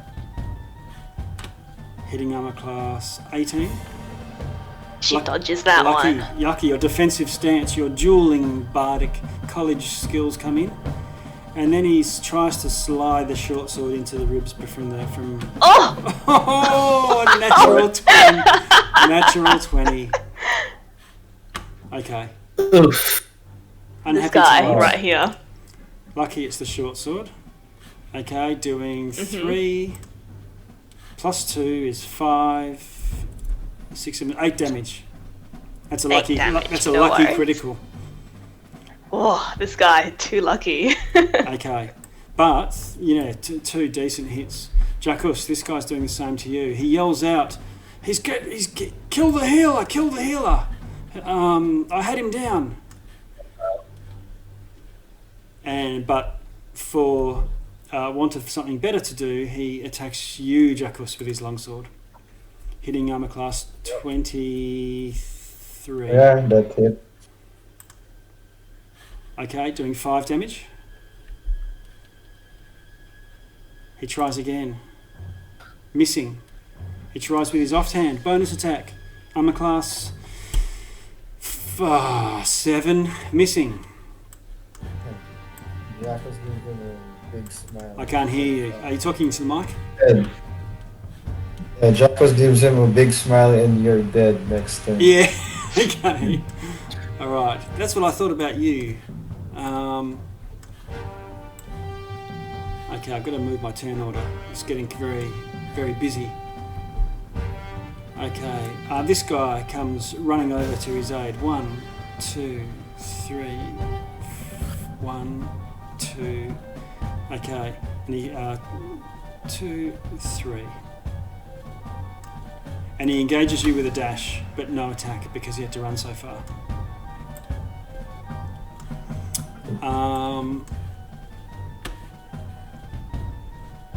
Moltel.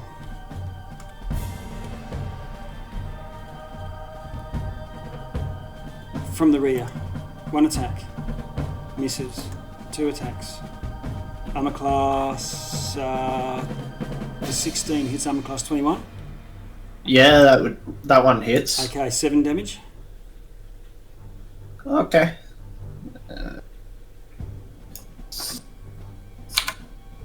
7.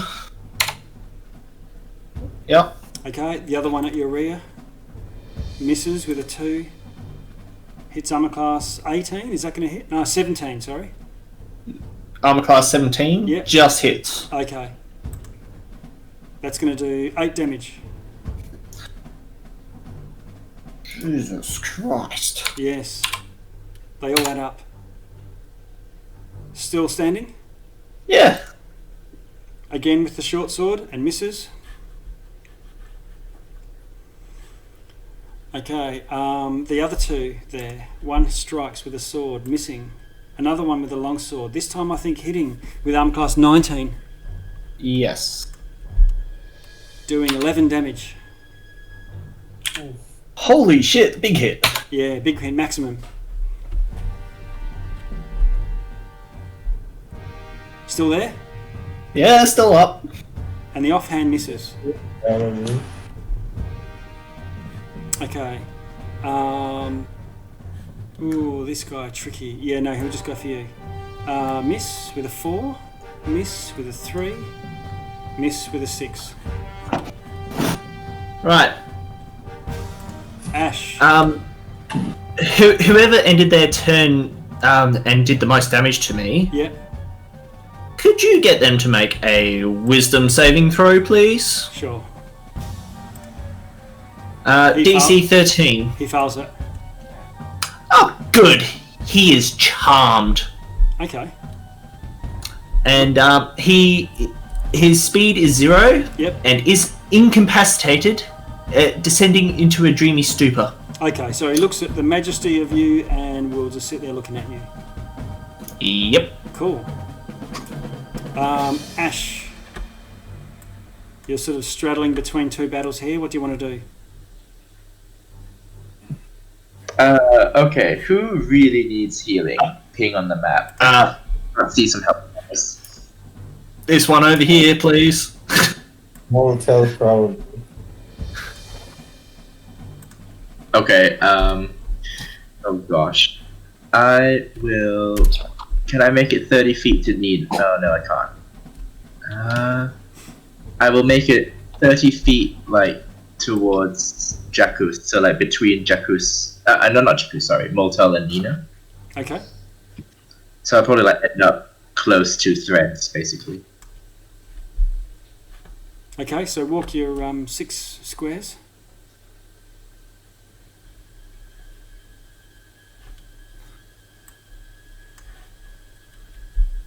Oh, so laggy. I don't know why. Have you moved me?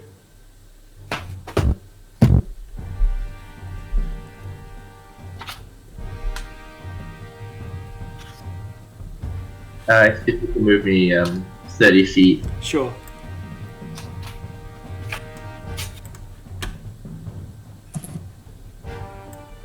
So you done? I will say, Motel, you need to disengage and come closer to me, and then I will bonus action heal Motel. Can you do him from that distance? Just it's 60 feet, 65 feet away, and Too my far. thing is 60 feet. Yep. Right, you're too.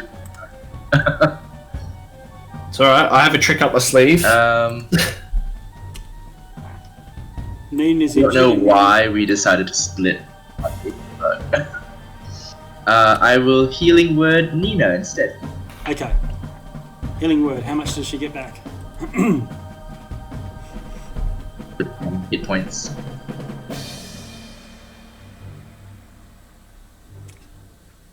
Total healing Yeah. 7. Very good.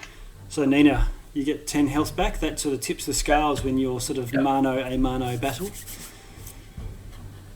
Is that your turn, Ash? I will dash as my action Okay. so that I am another 30 feet like, in between the Nina and Motel. Okay. Do you want me to move you? So yeah, thank you.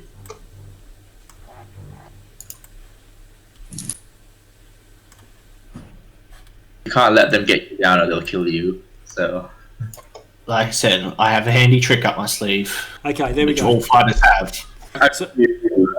So you're now 30 feet away from... I'm not worried Nina. about you. You've got healed too. Okay. Yep, brilliant. So that's you done. Threads. So as my bonus action, I command Dawn to attack this guy who's attacking Nina. Okay. But she'll do that after I finish, I think. And I attack at the guy that I cast my favorite foe thing on. That was the guy that ran over here, right? Yes, that one. You might not be able to see him now. Is he visible to you? No, this one next to Motel. Yeah, that one. Oh, yeah. Okay, go for it. You can see him easy. Roll to hit. Yep, so I shoot at him. So into the Motel battle. Oh, 11. Oh, 11 misses. Bonus action, Dawn attacks the guy next to Nina. Okay.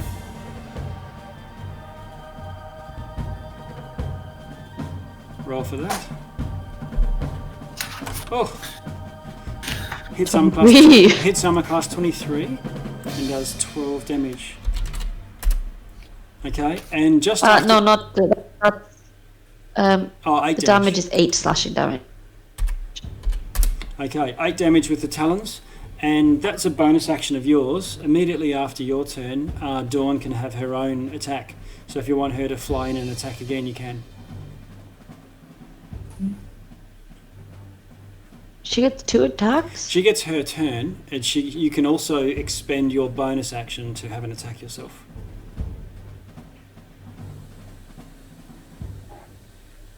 Oh. But if you... But didn't she flavor foe with a bonus action? No, that's already on it. No, I did that last turn. Yeah, so that's now active for a minute. I'd I think it rather... only acts during his her turn. Yeah, I think it has... Is that a Yeah, new thing for Beastmasters? Yeah, okay. We'll work it out later on. It's another roll for. That's fine. Scooch, threads, is that it for you now? Attack and bonus is done. Movement. yeah, and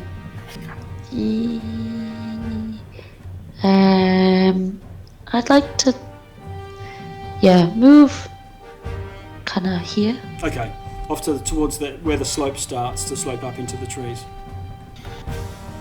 Yep. Okay.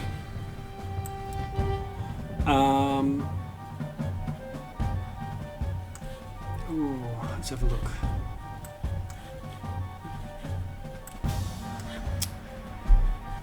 Okay.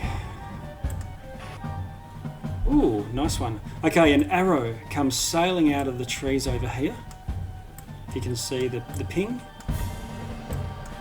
And revealing a not that well stealth person. They were in concealment, but now they are visible, having shot.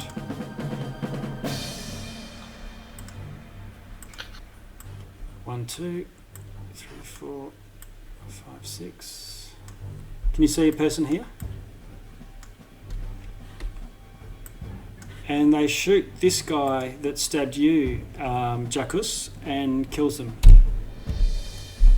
An arrow appears in their back, and the guy that you're engaged with drops to the ground dead. Where did the arrow come from? Arrow came from over here. Oh, okay. Nice. Yes. Now up to you, Moltel. Okay, so that's there.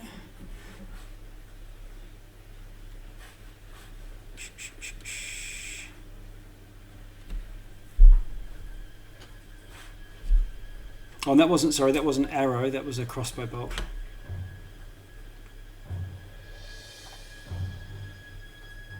Okay, move him down. This other barbarian looking guy comes charging in. 1, 2, 3, 4, 5, 6.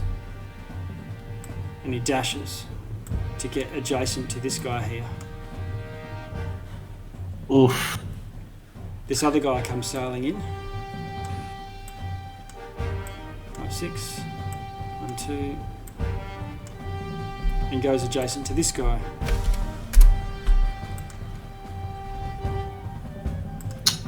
Moltel, it's up to you. What do you want to do? Right, I'm going to attack. Sorry, just before you do, this other dude. This one over here, or this guy the over one here, up on the mage. on the mage. Yeah. He moves around into position and does another firebolt.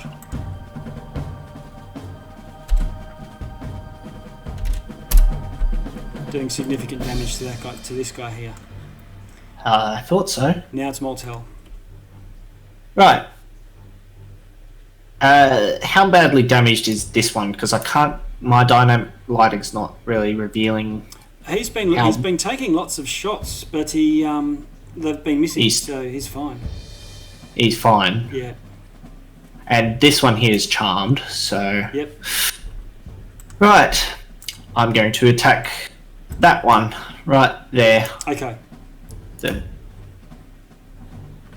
Come on, please. Oh, natural 20. Oh, nice one. Right.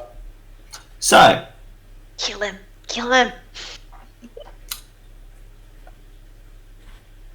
And not only that, I get to roll a d6. Holy crap. That is 22 damage total. And since I hit him, can he make a strength saving throw, please? Okay, so you whack him, critical hit with the glaive. Looks like he passes his strength saving throw. Bugger. With a 19. Plus whatever he gets. But it would still take the 2d6 fire damage from this anyway. Because that's how it starts. So I will roll 2d6. I think you should roll 4d6 because it's critical, right? No. This is a spell effect. It's my spell effect thing, so it doesn't. So that is a total of 29 damage. Nice one. Okay, big hit, and you've knocked him down to. Whoop. Bonus action. I'm going to second wind myself to get some heals. And too many rolls. Fighter plus 4 for 13 health. Yay. Okay, so you heal yourself up with your bonus action, and is that your turn? And that is my turn. Everyone in a 10-foot radius of me, including these two guys, Yeah. that one and that one, will take radiant damage. Okay. Oh, hang on, I forgot to do the radiant damage on that one as well. Jesus. So 29 plus 4 is 30. Just tell me how 33 much. damage. Just tell me how much you did with the because I've already deducted it. So what? Yeah. So it's 4 with the radiant damage for my radiant consumption on an attack hit. Oh, I see. So yeah. Okay. So yeah, I just remembered that as I said everyone gets radiant consumption damage. No worries. Jesus. So I take 1 damage from my radiant consumption, and Ooh. everyone else takes 2. Okay, so this your angelic aura, or is it fire aura? Is this runic stuff, or is this your No, this is my angelic. Yeah, so your angelic burning light is burning all those around you, and also consuming you somewhat. And since I'm looking at, or I'm facing Ash, Yep. you could probably see my eyes are burning with a golden flame. Yeah. But that's thematics Okay. for this. Now, when you Okay. enlarge, Yes. what is that casting a large spell, or is it different? No, it is. As a bonus action, you magically gain the benefits, the following benefits, which last a minute. If you are smaller than large, you become large along with anything you are wearing. Yep. If you lack room to become large, your size doesn't change. You have an advantage on Just can you ping it? I can. No, I can't. Okay. But I have advantage on strength checks and strength saving throws, and once on each of your turns, one of your attacks with a weapon or unarmed strike can deal an extra d6 damage to that target Okay, no worries. on a Alright. hit. So this spellcaster here waves his wand and points at this barbarian next to him, and that barbarian grows in size, similar to you, as do all his weapons and armor and all the rest. Oh, yes. And then he just moves up the slope a little bit. Jakkus, back down to you. You having a foe on you. Oh, isn't Sharpie's... Is it still Sharp? Shouldn't it be Sharpie? Oh, Sharpie, I missed you. Yeah, go for it. It's okay, it happens a lot. Yeah. Forgotten Huffling. Moves up and takes a swipe at this guy who's just run up to harass Jakkus. Okay, where you going? That is not going to hit. He'll draw a second knife and stab him again. Second knife misses as well. Oof. Okay. Now Correct. to you, Jakkus. Just hit him with the Warhammer. Try to hit him with the Warhammer. I'm missing all that. It's a bit muted, but Yeah, I think that misses. oh, that's your roll right. to hit. Yeah, 9's a miss. Yeah, that's my turn. Any bonus action? No. Okay. Nina. Ina's out for blood. She Okay. taken a few hits, so she'll try and give him back a few hits. Slash him again with a short sword. Okay. Oh, you've rolled max damage every single time you hit him. So you know. good. Nice one. And I will also So it Use hits my with bardic inspiration again. Okay, so hits with a 24, does 9 piercing damage. Plus and 6, so it's 15 altogether Whoa. for the first hit. And she'll try and finish him off with her bonus action. Okay, left hand. Oh, sorry, 15? 15 to hit. Armor class 15's a miss. Oh, Don't- that's fine. You don't penetrate the armor. And she will move around this way. Okay. And she still has a little defensive stance. And she'll be like, you're going down. So, All right. You're and in, she'll yell out to Dawn, Dawn! you're in full fencing mode. Okay, Ash, you're still there struggling. Which way to go? You're 30 feet away from... Yeah. What do you want to do? Healing word on my new paladin friend Moltel. Who isn't a paladin? Yes? In inverted commas.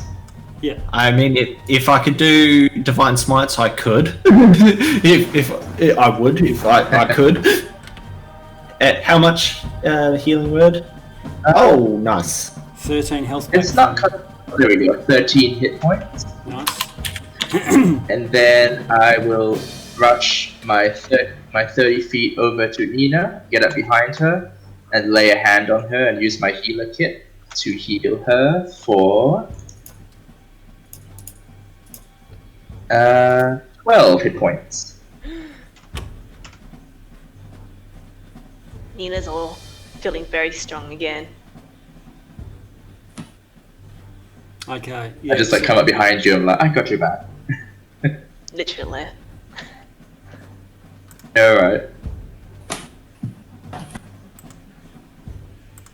Alright.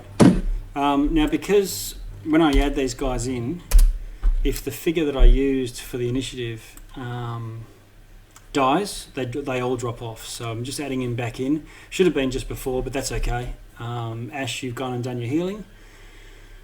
So, this guy now is going to have a swing at Nina. Rolling to hit. Armor class 22. Oh, it matches. I'm 22 too. Okay, so he hits, doing 5 damage. Oh, what? He whacks Yeah. again, but misses, hitting armor class 16. Bad roll, with a real miss. good. Then he uses his offhand Miss. and misses as well with a 7. There's one guy. Dancing around him. Yeah. There's one guy fighting Jakkus and Sharpie. He goes for Jakkus, hitting armor class 16 and missing. He rolls again and hits up and again, and a natural 1 missing. So the tide is turning. He's quaking in his boots now, feeling a bit oppressed and no longer having the upper hand with this ambush. Big fight up the top there with Moltel, all by himself. Well, he's not by himself. There's allies there. This giant barbarian guy hammers down 3 attacks. 1. Where are they? Is it coming? Yeah.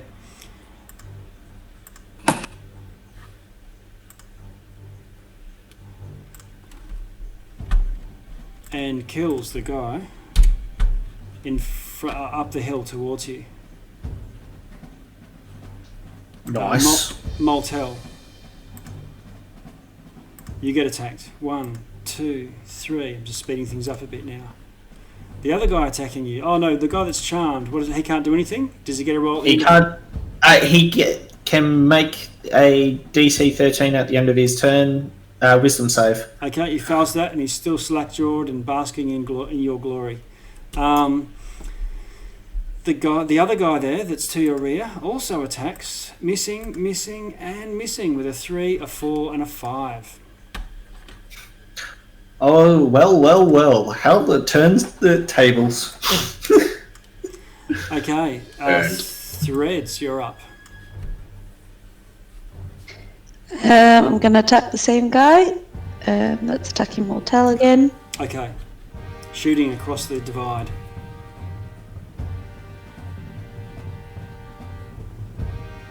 Armor Oh my class, god, a 12. armor class 12 is a miss. And Dawn is gonna attack the guy who's attacking Nina, Okay. and come back to my side again.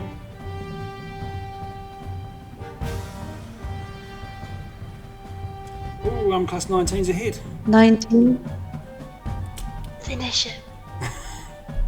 10 damage. Oh, that's so much. Okay. You do the 10. He again is rocked back, grasping at his eyes and his ears that got torn, but he doesn't drop from the damage. Oh, what? He also is on his last legs. Okay.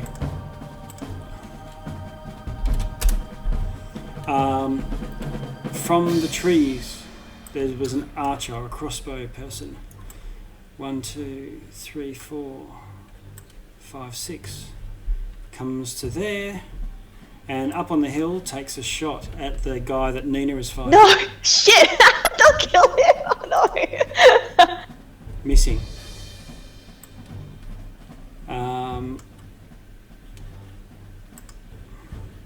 This guy's already gone accidentally. This guy over here, Manfred.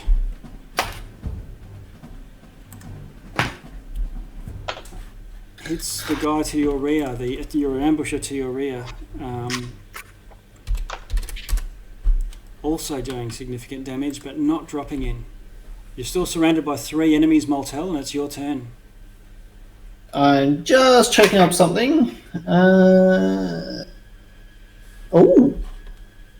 Oh, the charmer has advantage on ability checks.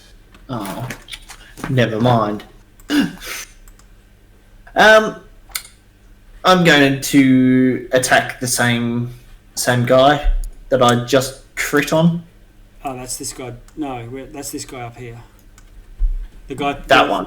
The guy that's furthest away. Oh, okay, right. It was that one there. Yeah, okay. So yes, I will attack with my glaive.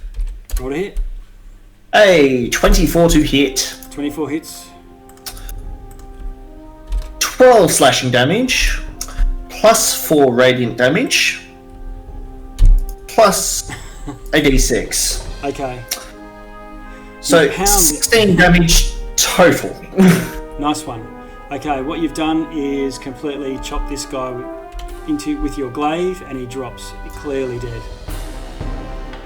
The music Good. changes to move to a more upbeat metally to reflect your tide turning. Any bonus action? I can't this turn. I've used all my bonus actions. Okay. We move down to Sharpie, the other end of the battle. Continue, move around this guy, flank him, Okay. and continue to slice. Okay, roll to hit. Or not slice, it's generally it's Yeah. better. Stab.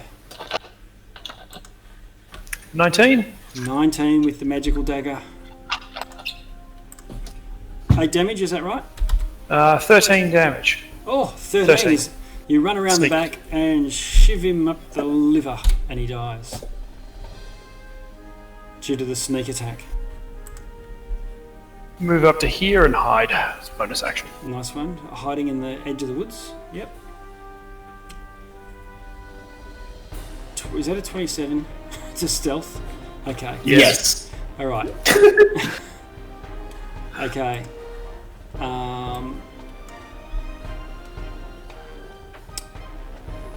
This guy here moves around so that he can see. The wizard moves around a little bit so that he can see.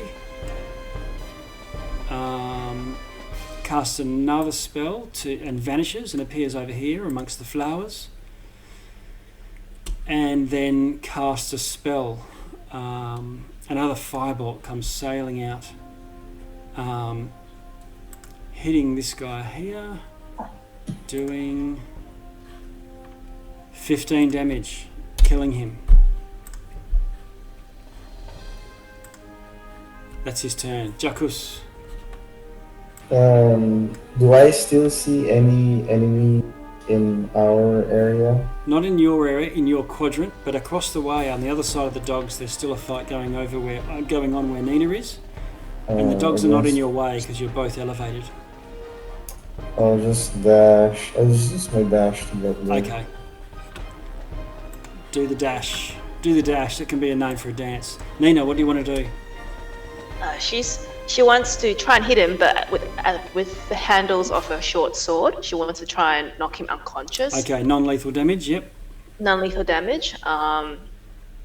16 to hit. Armor class 16 to miss. And she will... Oh, 13. Oh my god. 13's a miss. So, 13 to hit, and then she'll yell out to everyone, I want to take this guy prisoner. Okay. And that's her turn. Okay. Now we've got one guy up the top fighting Moltel and another one down the bottom. As her bonus action, she wants to give Threads a little bit of inspiration, a little bit more confidence to hit the guy she's trying to aim for. Okay.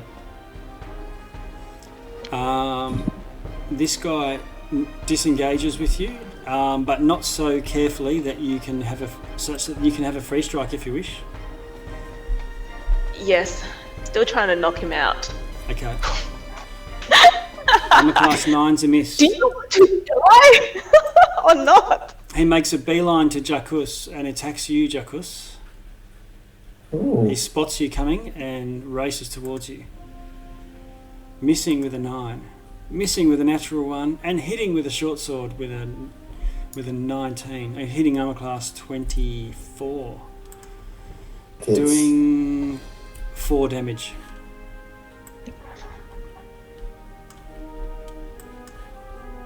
Oh. This guy here, let's have a look. He attacks you, Moltel. He still has despite being surrounded, still has the courage to carry on. Missing with his first longsword attack, missing with his second, and missing with his short sword. Oh, this is not like the start of the fight. Okay, Ash, what do you want to do?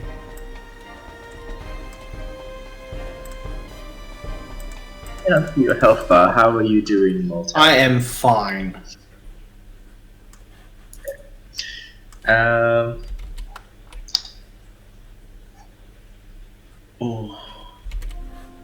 I would like to. So, is the guy on the left an enemy, or is he an ally? He just shot an arrow into the back of one of the foes and killed them. Yeah. Okay. I will throw a healing word to him. Naturally, Okay. because he looks bad. Yeah, he's injured. In bad shape. He's been having a fight in the woods that he's yeah. 8 back, is that right? 8 hits. Yes. Okay. And then this enemy down south that Nina has been fighting this whole time, I'll toll the dead on. He might be out of range now. He just did a runner off to Jakkus. Oh no, he's only not too far away. Yep, you can toll the dead. Okay. He fails his wisdom saving throw and he's injured. Splendid. 8 necrotic damage. 8 necrotic.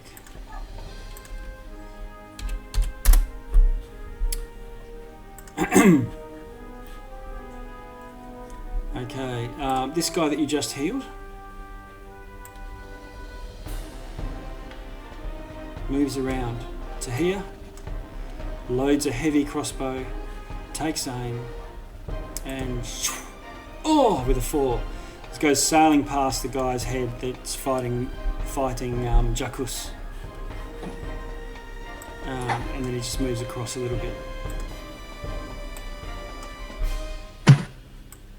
This guy moves over, the giant barbarian that's enlarged moves around and attacks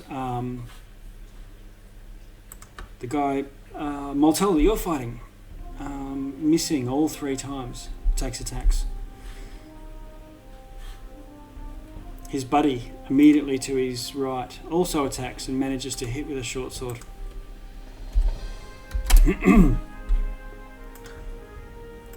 Moltel, it's your turn.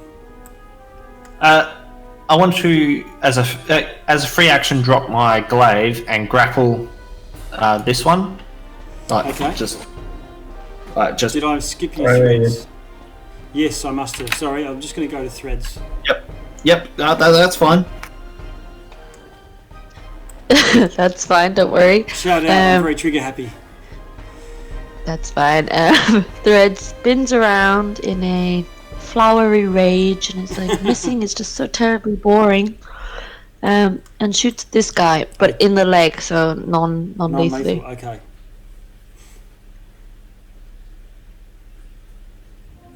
Oh my god, at 11. Oh, You have a bardic inspiration if you want to use it, but I don't know. Is it worth Well, it? you know what the AC is. It's a D. Do you want to roll It's a D6. That's it. yeah. I'll just get Dawn to attack you. Okay. Well, 13. I'm a class 13, so Dawn This tries. guy has not died. Oh my god. Yeah. Can Dawn have my bardic inspiration?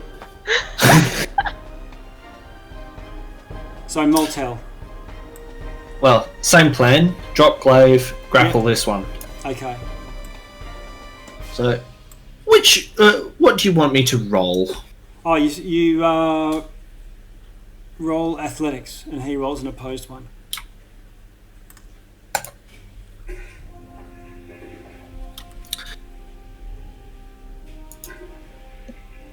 $17. Okay. Well, you managed to grapple him, so he's now grappled. You got him in a headlock or something. Yes, pretty much. Yeah. And he also takes 2 radiant damage because he's in vicinity to me.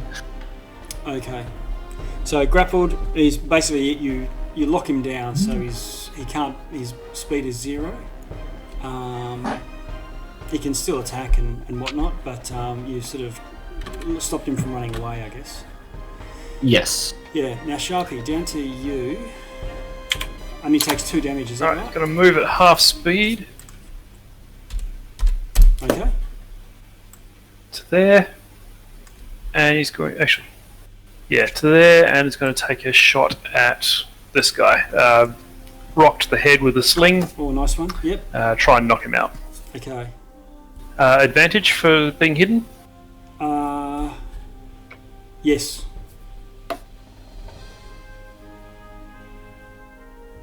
$22. Class 22 hits. Sneak attack with a sling stone. How much damage in total? That is 13 damage total. Okay, 13 damage is enough to kill him with a sting stone. And he drops. Knock him unconscious. Oh, okay. Non-lethal. Mm-hmm. Okay.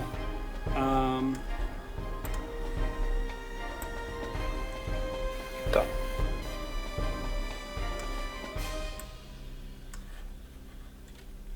Okay. This wizard character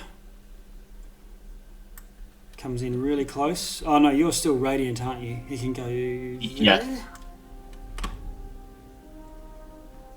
He can't quite get around, so he's just going to do a dash and get back up, so he's got a good vantage up the hill.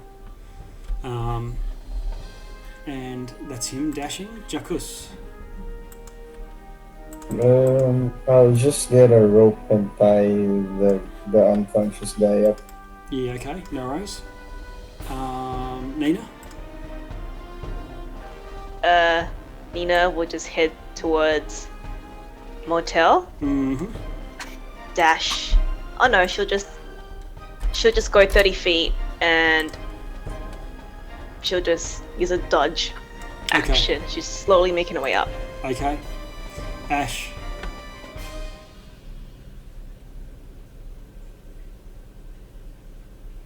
I roll the dead on the bad guy. Okay. Oh. Okay. Just before the Toll of the Dead, he's gonna get a chance to go and slip out of this grapple. Okay. Moltel, can you roll another athletics check, please? It's opposed when he tries to break out. Yep. One moment. Yes. Ash, can you see the guy? Are you within range? 18. I'm on the map. I'm just, in terms of visibility, it's 85 feet away, that guy. From you. Oh, okay. I can move my feet. Do you want me to move you? Yes, 10, please. 20, 30. So you do that. So it's now 55 feet to the guy, and what you can see him enough to target him. Moltel would be giving him cover, but it's not an attack roll, it's a saving throw. Indeed. 13 wisdom. Oh, he passes. Oh, it. no. Passes He it with a passes. 16. Threads. We're about to see you. Anyone badly hurt? Actually, still have a bonus action. Everyone seems not so bad, actually, but... Yeah, I'll just leave it. No Okay. one seems to desperately need healing. Okay.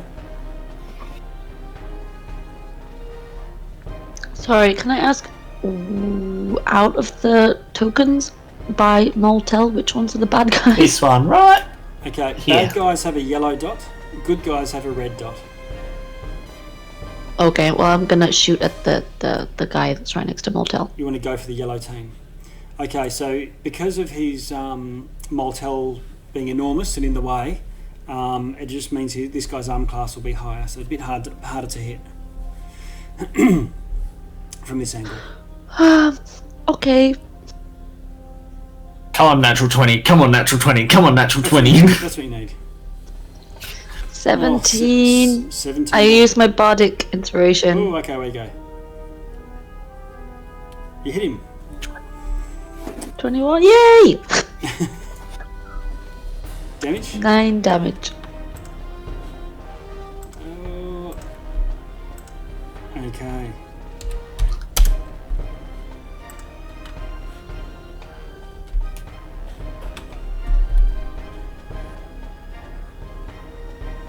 Now, before I kick in here, because I skipped there, I need to add this guy back in. You've killed the token again.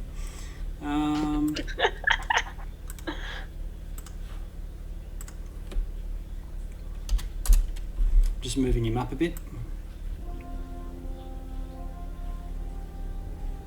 It should have been here, up just before Nina. Okay, so he.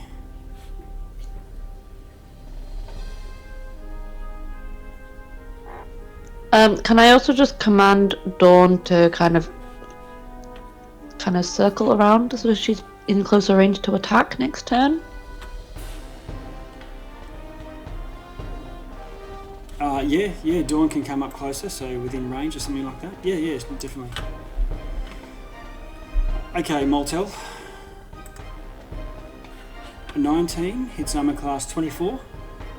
Yeah. And a 17.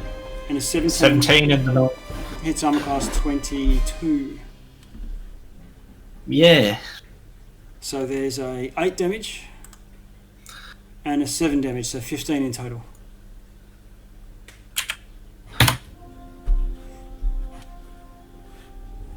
Yep. That's fine. Okay.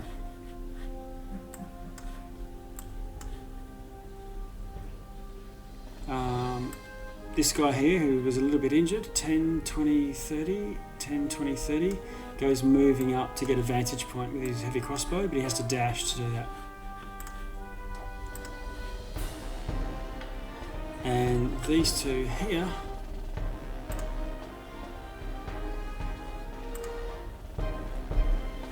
hit this guy 1, 2, 3 times, which is enough to kill him, and they just go pounding on him with their longswords until he's dead. And with that, the music dies down, and this guy returns down to normal size. Yeah, same here. Okay. Can you do that, or do you need me to do that? You have to, because Okay. I don't have There control we of go. sizes. Oh, there we go. Boom. And my radiant consumption also vanishes. Okay. All these guys that came in to help are sort of huffing and puffing from their exertions. This guy with the little goatee and the long hair, looks like he's straight out of Black Eyed Peas, comes up to shake hands and says, "Well met, Manfred, they call me." My name's Mortel. Okay. Thank you for the help. And these guys these guys come sort of strolling across the tundra towards your main group. Sharpie hides. Okay. Nina goes and finds Cletus. I'll be coming out, walking down as well. And they come around the dogs. You see that there's a spark of recognition in Jakkus's face, and it looks like this wizard guy approaches to Jakkus, and all three of them give a sort of military salute to Jakkus. Oh. Oh! Oh. And Oh, Did you know? I don't know. Who are they? Who are they? And Lucia and this wizard says, "My liege, it is lucky we managed to see these slayers from the south before they could set up their ambush properly."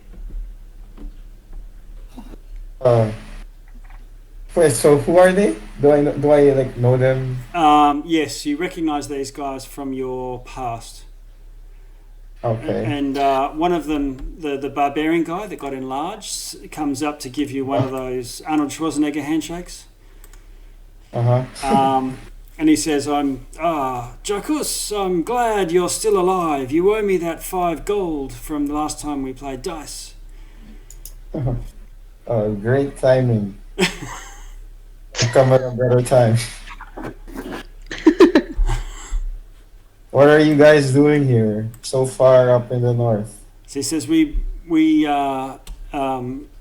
says, this guy sort of steps back and lets the mage take over. He says, he says, "Oh, hang on a second," and he sort of glances around and says, "Are we amongst friends?" Yeah, these are my friends. You can introduce yourselves to them. Okay, they introduce themselves. Moltel, are you coming over with Manfred? Yes. Okay. Well met, folk. I am Lucius,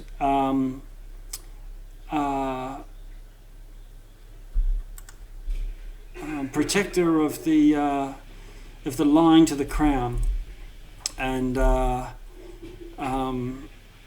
hopefully one day we can restore the might of the ancient empire to Neverwinter. This is Jakkus. This is the trusty hardened followers: Manfred, Volstagg, Lothar, and myself, Lucius. Hearing Neverwinter, I go, I'm Sergeant Mortel of the Neverwinter infantry. Lucius sort of puts a hand to his sleeve as if he's about to draw a wand and said, "You said we're amongst friends, Jakkus." And these guys sort of... This guy is new. This guy sort of steps in to get between Jakkus and Mortel, and he puts a hand on his battle axe. Yeah, but I think he's... Okay. I'm not sure where... You have heard of me. I'm not sure where his loyalties lie, though. That incident that occurred wasn't my fault. I was wrongfully accused for killing my CEO. I'm trying to hunt down the people who killed him. Who was your CEO?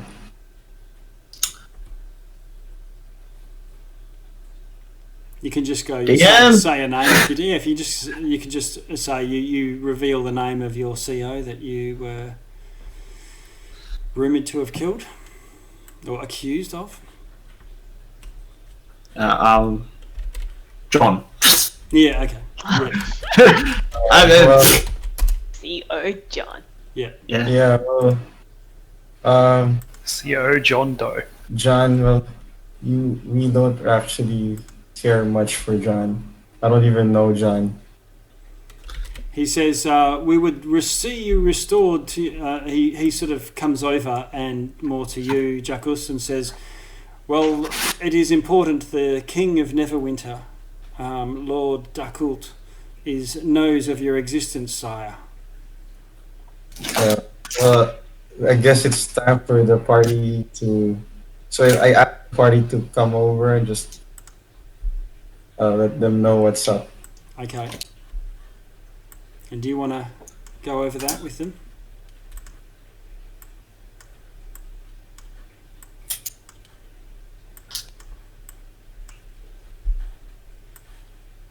Yeah, all right. So, just so it's clear for everyone, there's no need to hide it anymore. So I am actually running away from Neverwinter. Lord Daggett devised a plot to kill the entire line of to kill my entire line, and I wasn't sure until actually I found out that I was the only one remaining until that seer from the what's that the lady. Ronaldo. Yeah, Ronaldo. Yeah, Ronaldo mentioned that I was the only one left. Yes. So you're very rich Lucius. down south. No. I was in. He is destitute and in exile, says Lucius. But we shall see I was him restored to his throne, his rightful place. I was a bastard child, but I still have the blood of the kings of Neverwinter. He is the sole remaining heir, the last of the line. Of the goat never ember. And I would assume these guys that ambushed us, they were assassins sent to hunt me down. They are swine assassins sworn to the service of Lord Neverember. Yep. And that's why I'm here in the north, trying to gather as much gold, weapons, and hopefully amass an army as I can. Because after some time, I'm definitely going back down and reclaim what is rightfully mine.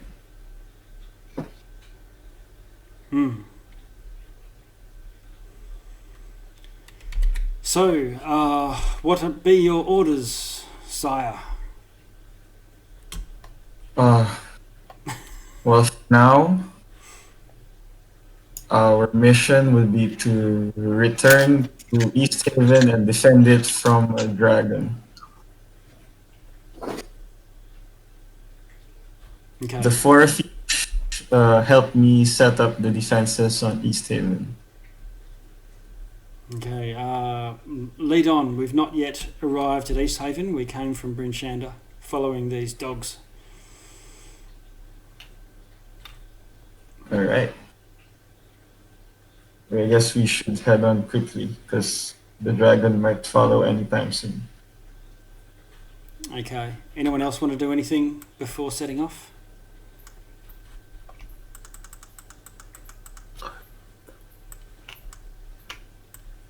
Okay. I think we've got a stunned audience there. Jakkus? I can offer healing to your men. Do they need healing? Yes, they're quite badly injured. Yes, please, Ash. That would be most welcome.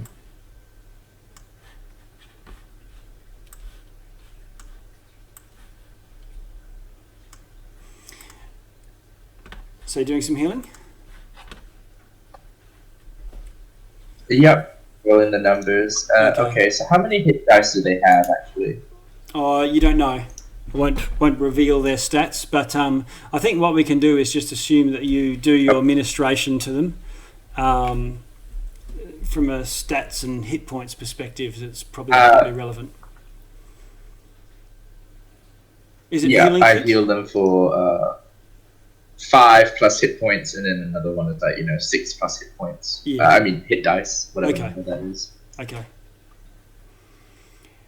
And then you saddle up and head east round the bend. After a couple of miles, you hear this roar, and that your Volstagg and Manfred sort of shrink at that and go to their heavy crossbows, but as an owlbear comes sort of loping out of the woods. Yay! It's Oliver. He seems My to, buddy! and he sort of joins in and bounds along with you as you head back to East Haven. Eventually you make it, cross off another day's food, but you arrive in East Haven safe and sound.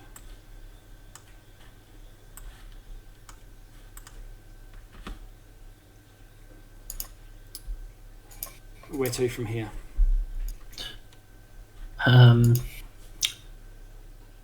Well, Motel's going to visit the armory. Okay. I'm like, that was close. I need better armor. Yep. No. Yes, I'm going to visit the armory and get myself some splint armor. So if you wanted to buy any would I still have to pay for it being a captain? Yes, you'd have to pay for it at regular players handbook prices. Which is fine. Yeah, Jakkus will get one also. Okay, yep, you can get some as well. Is there anywhere that would sell like cloaks and braces and stuff like that? Would that also be the armory? Not magical stuff.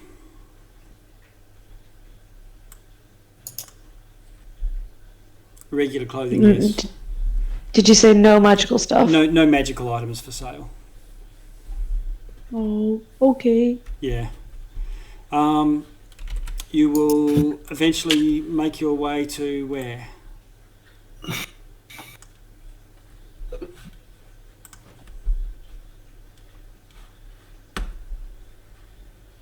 You're in East Haven.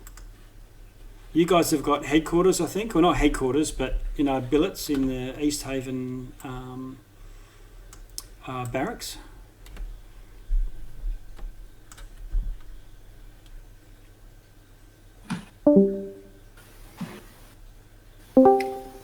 Yep. Yes. So, who's going to tell the speaker and the captain about the dragon? Bag's not me. Should it be us soldier folk? Yep. You can easily go and get an audience with Speaker Daneth.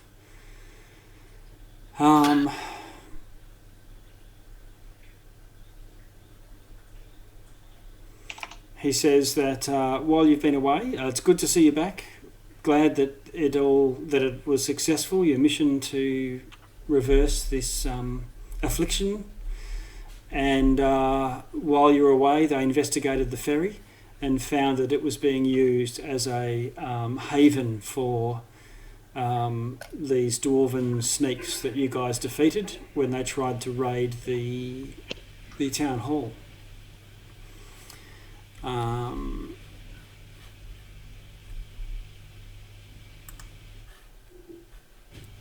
Yeah, they didn't catch anyone else, so it looks like the guys that you caught was all of them.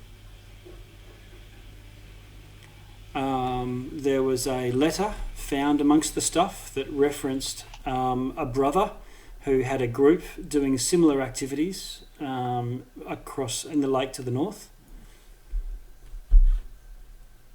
You assume the ones that you ferreted out of, I forget where it was now, in Kea Dinaval, I think it was. Yep. Kaekonic or Kaedinaval, one of those. Yeah, one of the Keas. And there's also a map marked on with directions to safely approach Sunblight.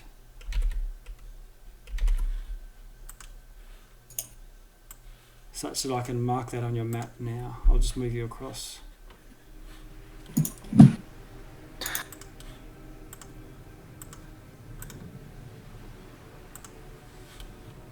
I'll put a little circle around it or something so that we can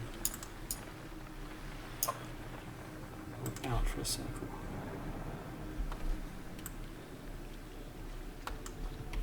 Oops. Yeah, so what do you want to do? Well, I think a good night's rest is in order, and we can tackle this in. Okay. Can tackle this on the morrow. Does anyone else have a healing kit, just in case of emergency? I have 2. Fantastic. Okay. I think there's potions in the party too that aren't being used as well. There was. How many potions do we have? Oh yeah. I have one. Sharpie has one. Okay. Alright. Did So- you want it, Ash? No. No. I'm just if you have a healing kit, it's good for people to have one healing kit because at least we can stabilize each other.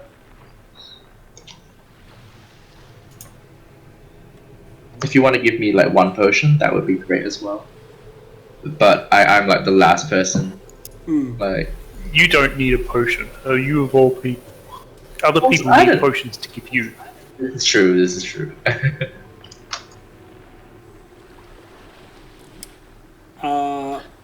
So what are you telling the speaker? Oh, yeah, there's a. Dugan's hole was attacked by a mechanical dragon, Okay. and I think it might somehow end up making its way here anytime soon.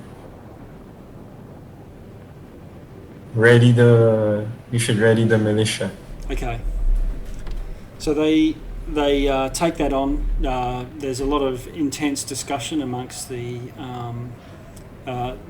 town leadership that get convened after you reveal this information.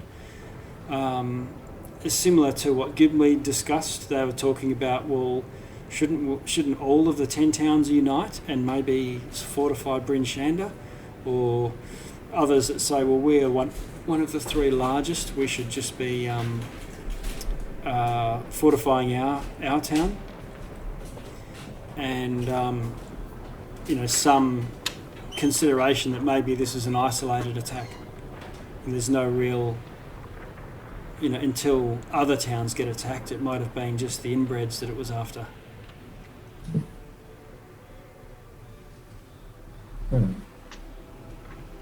What is your counsel, Moltel? Jakkus? What was the question? What? What is your counsel in this? My counsel, having seen the silhouette of the dragon from a distance, it's best to fortify Bryn Shander, as that can accommodate everyone. Being the largest city in 10 towns. And what about you, Captain? Looking to Jakkus.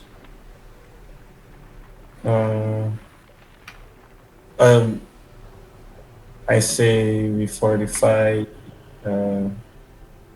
we ask for reinforcements and fortify here.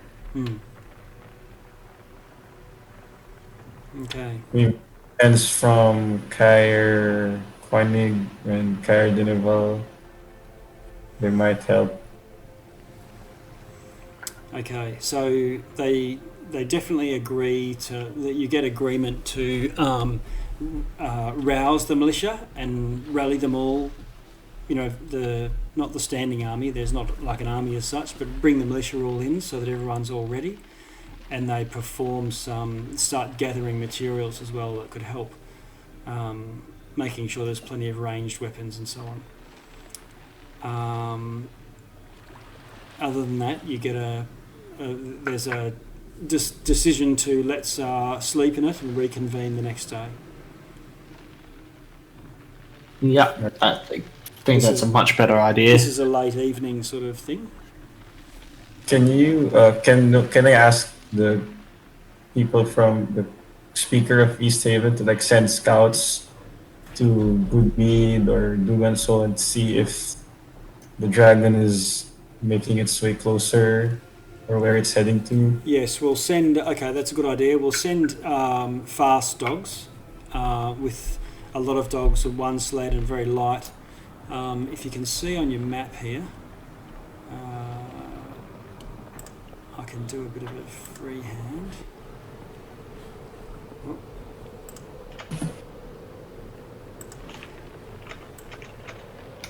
Going out onto the ice and coming around sort of this direction. That way they could see if there's any fires or anything like that. You've been rewarded with the 10 500 gold piece gems as well, and can use them as currency. This is the first time you've seen the leader since you left in the middle of the night to go to Bryn Shander. I presume that's what people are wanting to buy their splint armour with. Yes. Yep. I just. Now, do you have enough? Gold. I don't think you have enough. You might have to borrow off somebody else in the party. Splint is only 200 gold. Sorry, 200. 200. Do they have plate mail? Plate is 2,500. Plate No, I think it's mail. 1.5, I think. Oh, 1.5. Yeah, sorry. Yeah, I'm thinking of something else. Plate mail. Yeah, that's 1.5. Do they actually have full plate armor that would fit either of these two guys? You would be able to get it, but if you wanted to, but it would take some time to modify it to fit. Does that make sense? I think getting plate mail for Jakkus is a good idea. If you have to throw it party funds.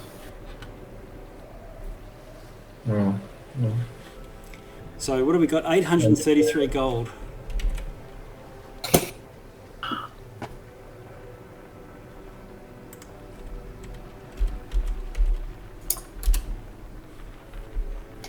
Also, they have plenty of dogs in East Haven. Would they have a nice big one I could use for a riding dog if I set my mind to making a saddle and stuff? No, you wouldn't get anything suitable for a mount.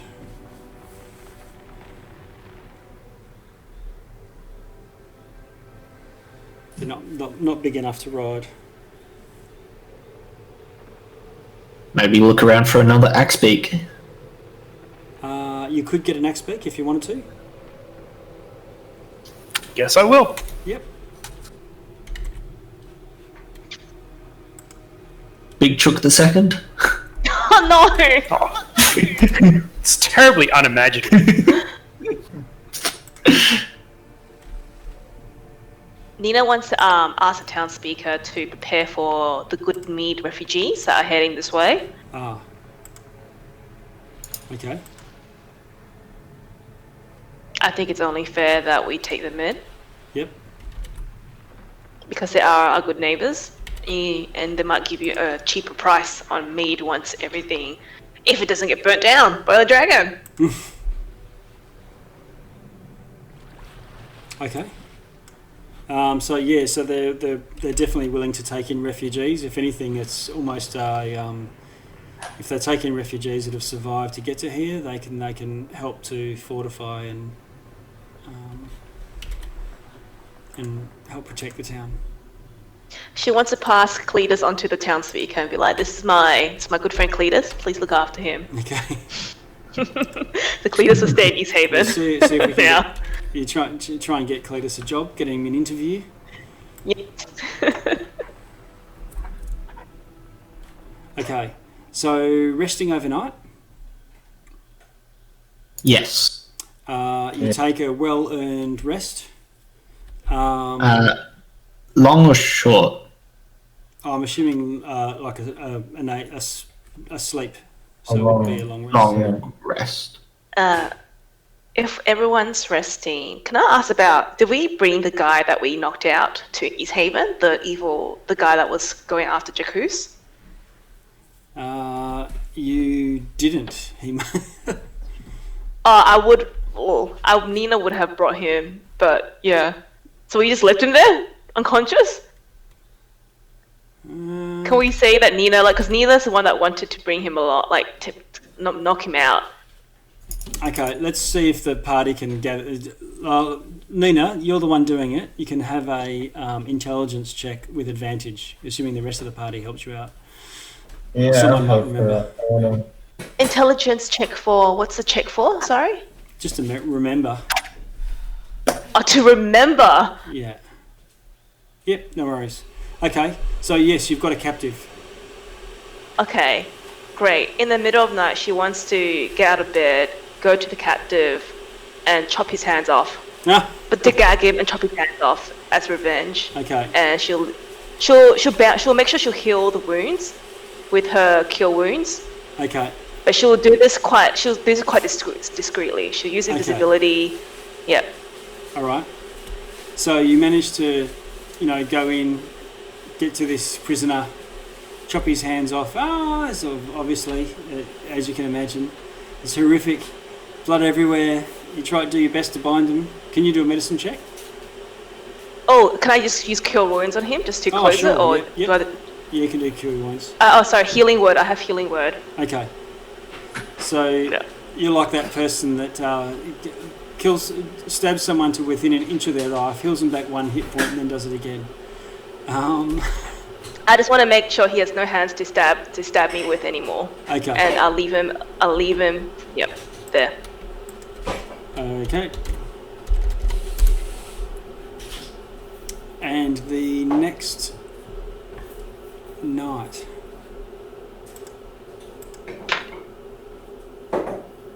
Oh.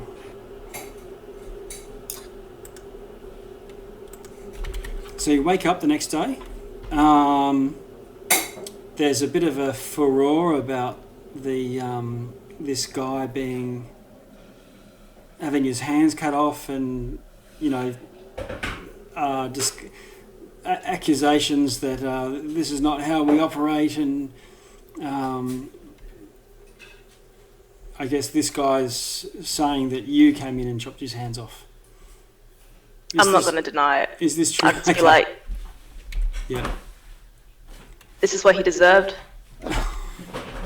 Okay. All right. So. Like a wink. Nice job. Oh my god. I'll wink back at Jakkus. Okay. I like. All right. Yeah. So you wake up, having gone up to level 5. Ooh. Oh. Lovely. Ooh. Nina feels like it was because she chopped off the hands. She would level it up. She might go around chopping more hands off. That was the one XP we needed to level up. And by about midday, word comes in that Goodmead is under attack by a dragon. Oh. Oh, very good. think Oh, there's okay. there more.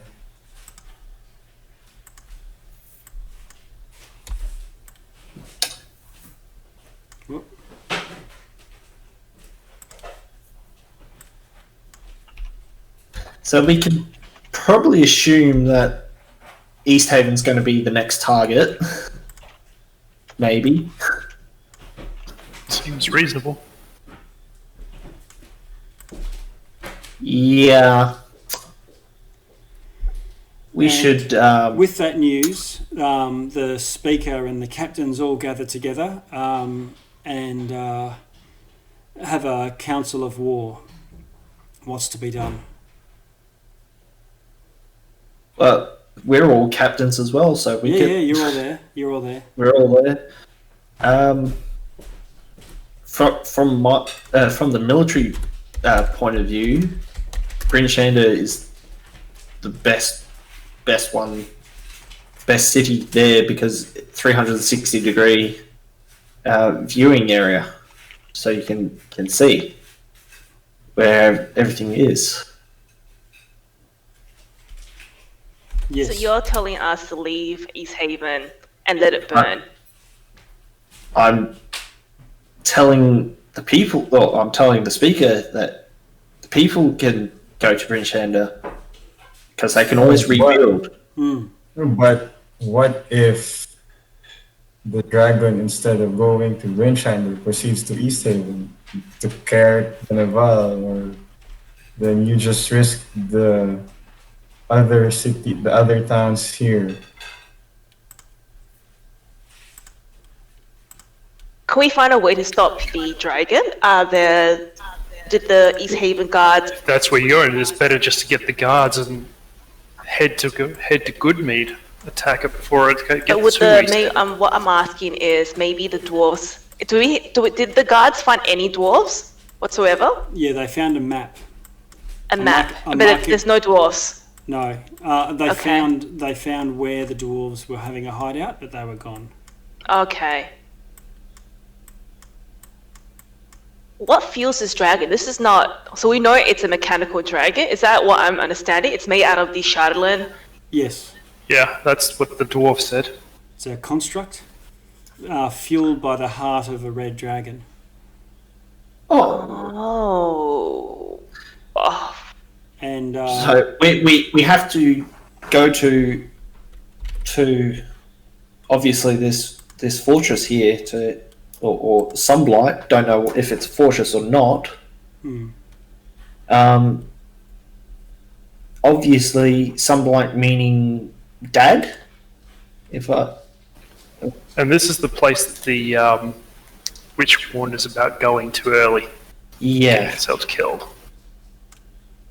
I mean, we could probably take it now, but I think it would be better to deal with the dragon first. Yeah. But if it's a construct, surely that it can be repaired. So if we find the place where it can be repaired, we can destroy the dragon. I don't think that logic really suits, though. I think you are in fact wrong. Can't we just use Jakkus's hammer to just break it into little tiny pieces? What? So send Jakkus flying, and he can just take on the dragon himself? Of course. Yeah. I wish I can. How can we bring the dragon to Jakkus, or bring Jakkus to the dragon? The dragon's flying. Do we have anyone that knows how to fly? It does swoop down and go to the ground and attack. So Which means that we just have to make sure. Like, if we take it down, buildings. if we take it down, we can just break it into these tiny pieces, so then it can't be repaired, right? That's what Thirds thinks. That's a good idea. It's just getting to the But- dragon. Exactly, it's getting to the dragon. If we kill its source, we can kill the dragon. Is that how it works? The Is the source? Not. Yeah. Sorry. Threads. Sorry, no, I thought it was fueled by a heart of a red dragon. Is that not inside it? it No. is fueled by the heart of a red dragon. That's what one of the sons of the Dwarf King said. He didn't say where that fuel was or anything, but the Lucius says that he believes that with constructs like this, it's most likely is dominated or controlled somehow, and he believes the one at least avenue that we might have available is seek out the controller and kill them, the individual, or whatever mechanism is controlling it. But you're probably right. If it can return each day back to Sunblight and get repaired, we could at least stop its repairing capability. And the speaker sort of speaks up. Can we bring forth the dwarf, the Duergar, and question him about this dragon? Yeah, so the Duergar that you have captive are not the ones in authority, so they have revealed under questioning that, remember they said that they were going to question and break down this guy while you were away? Yeah. The speaker says, what we know is that invisible enemies walk among us, and they have been for some time. Duergar, malevolent dwarves from the Underdark, infiltrated all of the 10 towns in search of this crystal, and with it they have built a construct that they intend to lay waste to all of 10 towns. From the Duergar that you captured, we forced it to divulge the location of the mountain stronghold, where can be found the warlord Zardarok Sunblight. If we can, will you? My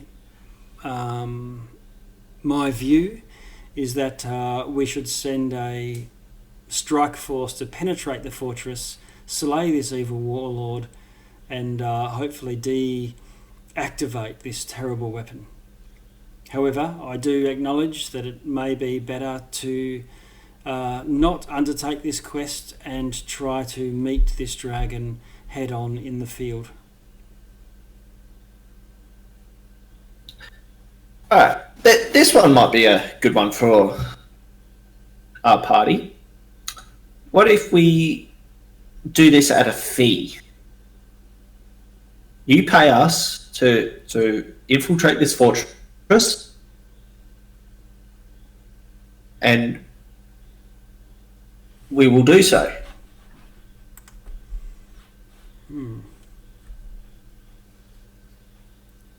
He looks around at the others in the party and says, well, we've gathered together all of the treasure that we can to as this reward for the food for the town.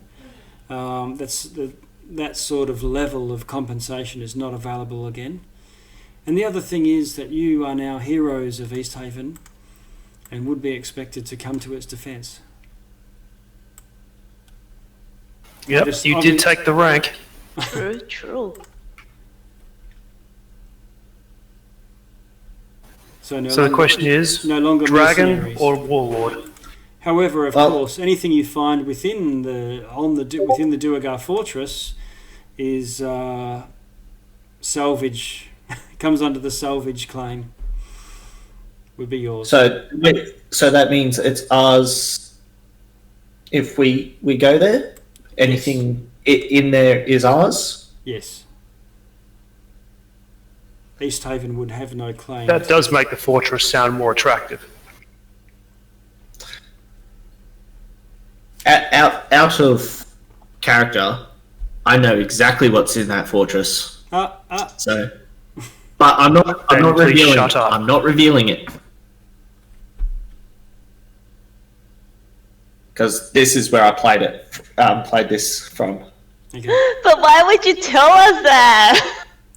We don't know. We don't want to know. I don't want to I'm not Why? revealing what. I'm not revealing what is in that fortress. Yeah, okay. I just know what is in that, but I'm not revealing what it is. Shh. To the rest of the players, because I don't want Zach guiding your decision.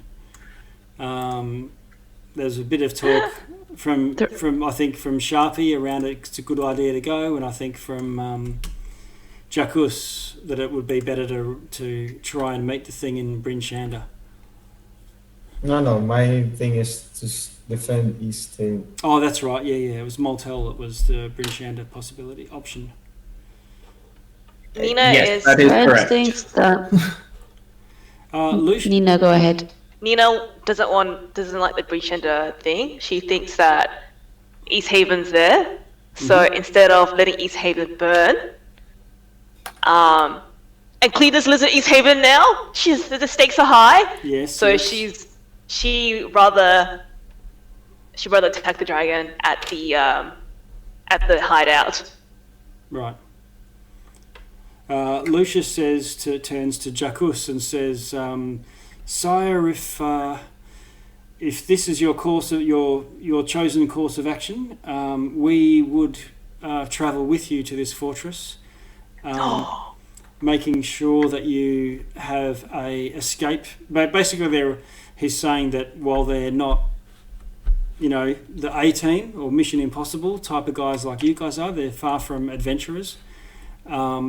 But you could either use them to fortify and defend your home base, presumably in East Haven, or go with you and protect the camp wherever that is. So if you use dogs to get there, they would all stay with the dogs and travel with you, so that you didn't have to worry so much about wandering monsters in the wilderness, but not necessarily to penetrate the fortress.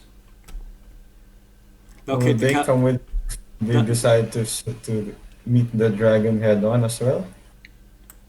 Oh no, they're just saying if you meet the dragon head on, of course they will be part of the defending forces. If you choose to go to the fortress, they would also travel with you there. But he says he wouldn't expect guards to invade a fortress.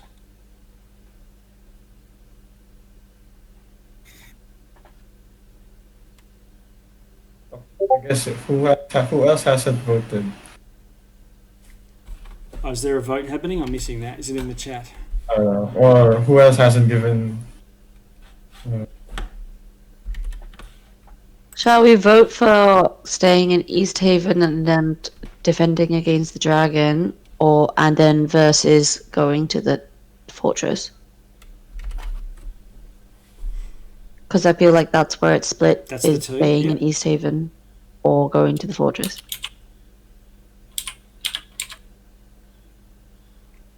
With Moltel abstaining. Will we know how long it will take us to get to East Haven to the fortress? What if? Here's my thing though. What if we go to the fortress? It's further, and what if the dragon goes to East Haven? Yeah.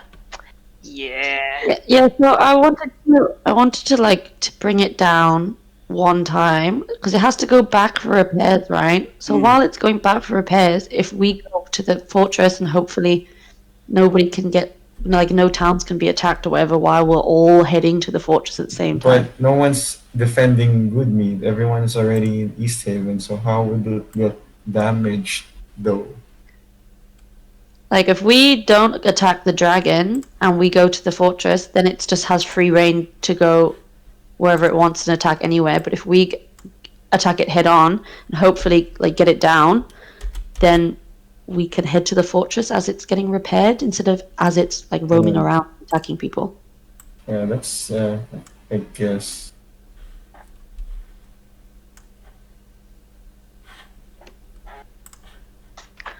It's tough. Going to the leader. Yeah, if we knock him out and possibly disable the dragon, that would be best. At least we know where he is likely to be. Whereas the dragon is unpredictable, and really, what are we going to do against it? If it decides to fire on us, there's nothing we can do. I'm with Ash. Yeah, guys. Makes a good point.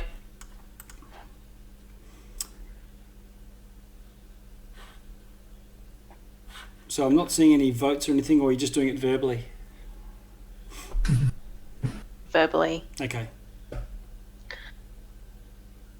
Okay, so whoever wants to go to the fortress, say I guess. So that'd be me.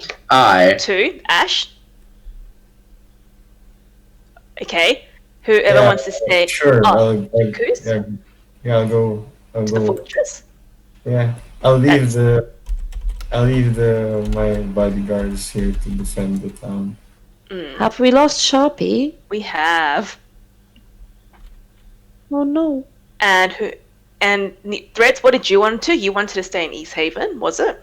I wanted to just attack the dragon until it at least retreats once, because I'm worried about it attacking and killing too many people in the towns.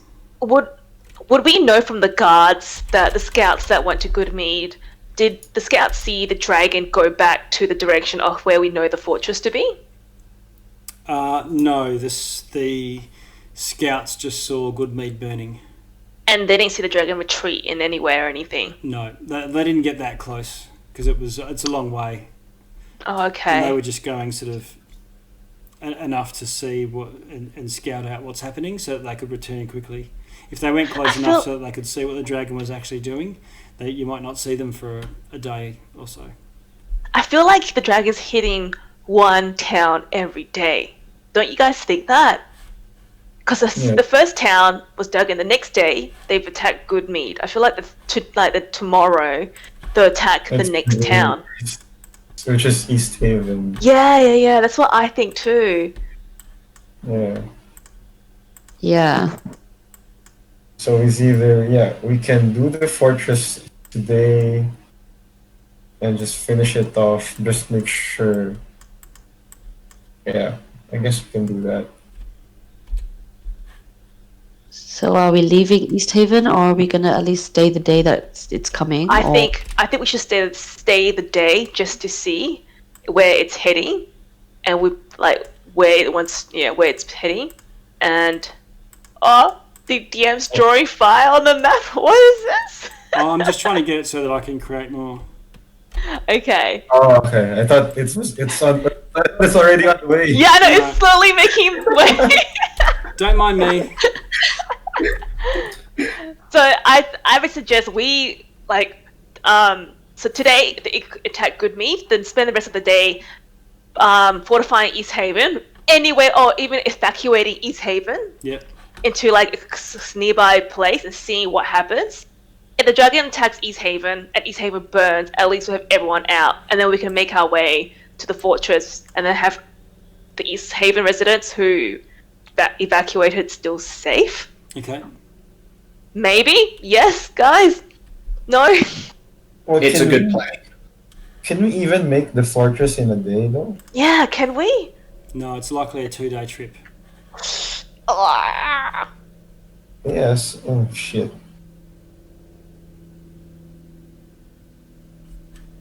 Do we know of any weapons or battalion in East Haven or Brishanda? Well, I want to ask the speaker this. Do they know if Brishanda actually has catapults or anything to attack the dragon with, or if East Haven has that too? East Haven ballistas or something? Yeah. So there would be some older, serviceable but out of service siege equipment from when the orcs invaded, 50 years ago or so. But they don't keep a standing stock of siege weapons. Is this in East Haven? Oh, both, all across Tens towns. Oh. It's been a long time since there's been any need for siege type weapons. Can ask them now to just do emergency repairs on all of those? Yeah. Yep.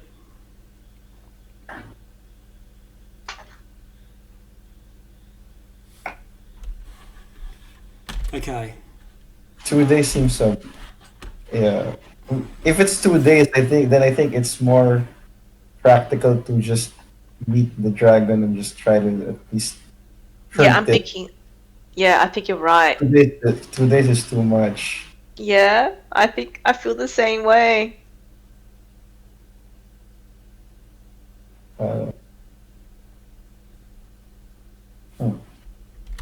Ash, what do you think?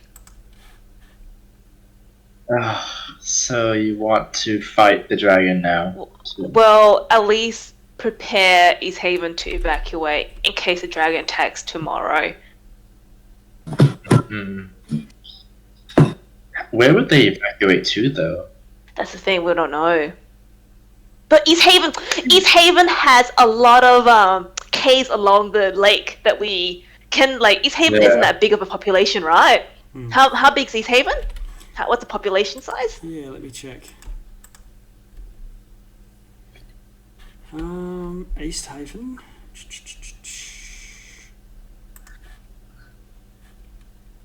750. 750. They could all fit in. Oh, most they of them could fit in those caves. 750. fit? And then they have 1,500 militia? 150 soldiers. Oh, 157. I thought that. 12 of those are veterans. Oh, like old men, veterans? No, experienced warriors. Oh, okay.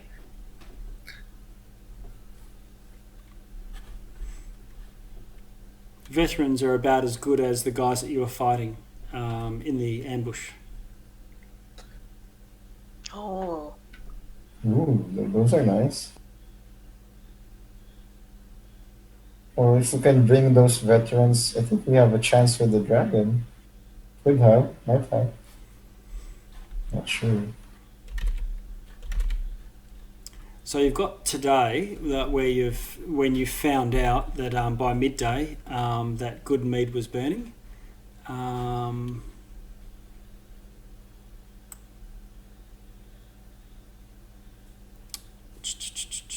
Yes.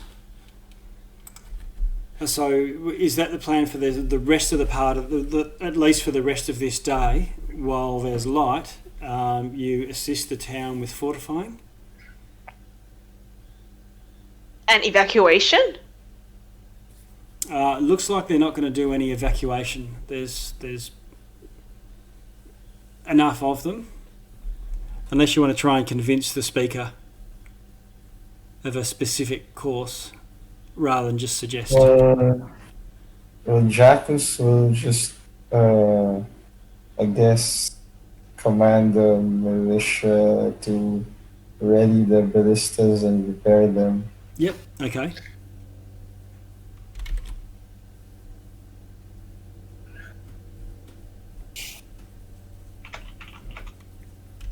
Is Sharpie coming back? I haven't seen. He's still on the.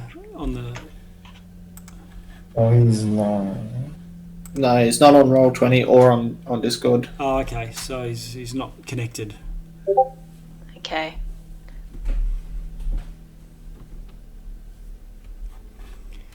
He's online, but he's not in our chat. Yeah. So I'll just have to make the decision without him. Okay. The other thing is, while it's 2 days of travel, if you do the same thing you did with Bryn Shander, remember in less than 24 hours, you went from East Haven all the way to Bryn Shander, all the way to back again, down to Goodmead, and then went on a mini adventure. So if you're willing to risk the exhaustion that might come from pressing on, you could probably do that and be there in less than a day. Like before, 12 hours would get you from maybe to East Haven to Sunblight in 12 hours. We can probably get all of the fastest wolves East Haven has. Yep. For that to work.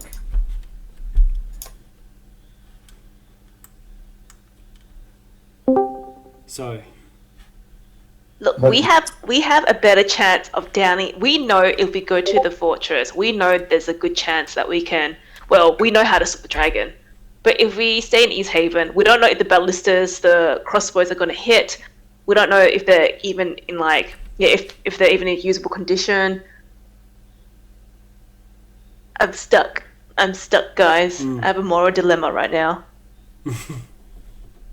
I feel bad just leaving these people to try to defend their city, though. Yeah, The woman, the old woman did say that we need to stop this warlord though, and that he is the greatest danger. Like, I guess this is it, you know? Like, we haven't stopped him yet, and now he's attacking Ash, the north. And, ton Yeah. could die. yes, but if we go and try and fight this dragon, and then we fail and we die, there's no one left to go stop this warlord. I still think we should convince the people of East Haven to go evacuate into the caves, or whoever, like the frail and sick, Yeah. the women and children. Yeah, the problem the East Speaker's got is how to feed over a number of days. You know, almost 1,000 people in the caves. Hold on, don't they have? We gave them the pot, the cauldron. The cauldron. Oh, Yeah. yeah. Okay, yeah. So they probably could. Okay, so he's willing to give the families and the non-combatants to go and hide in the caves, take the cauldron, and only leave the militia. So the 150 militia and the veterans behind. Yeah, that way, if East Haven gets attacked, we can. At we least won't the have to worry. citizens are safe. Yeah, Yeah. and they can rebuild. Okay. So that's agreed in terms of what the East Haven townsfolk will do.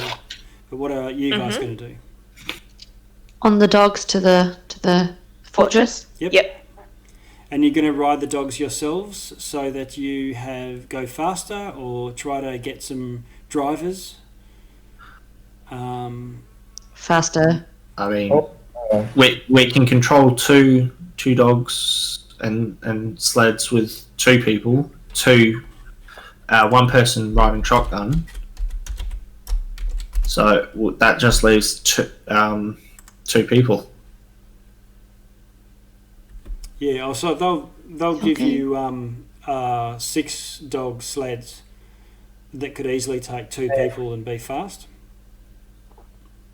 Will there be enough for 10 people though? Just in case I want to bring the 4 more. The 4. Yeah. You could take another 2 sleds and have your guys come as well, because then they can look after the dogs while you do your mission. Okay. And they can be back up in case shit goes down. Yep. Yeah. So Sharpie, for your benefit, I see you're in the Roll20. Are you in the Discord now? Yes, I've come back. Okay, so we've come full circle. What the group has convinced the leadership of East Haven to hide in the caves with the cauldron to feed themselves. That's all the non-combatants, and the militia will stay in East Haven and fortify it, retreating to the caves if they have to. The party is going to do the same thing you did to get to Brinshander and back in a day, and push through the night from East Haven to Sunblight on the path that's marked on the Dwarven map.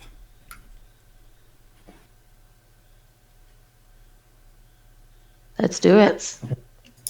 Let's go. Okay. Cletus, go to the caves. Yep. I have a new lead dog for my sled. I saw. Snappy. Yeah. And spirit weapon. And everyone can up themselves up to level 5. So that's a big one for all the ones that all the mages and priests will get access to 3rd level spells. So we suddenly get fireballs in the mix and so on.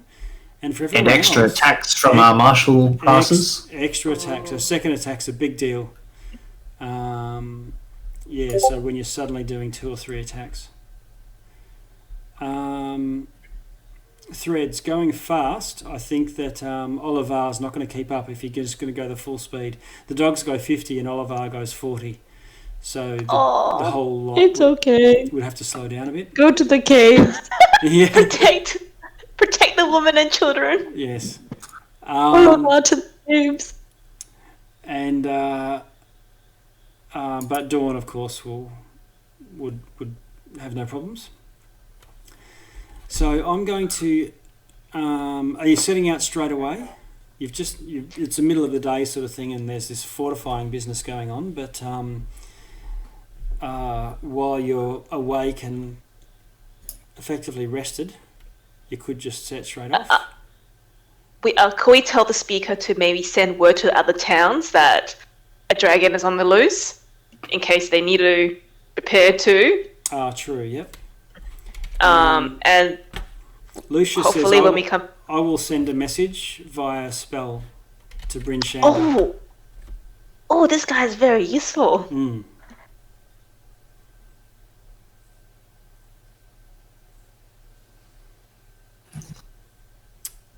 I think that's it. Okay. We just go. So I'm going. Yeah. So you all set off, and Threads. Can I get you to do a survival check with advantage?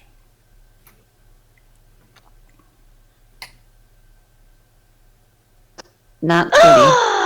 Oh. Yes. Okay.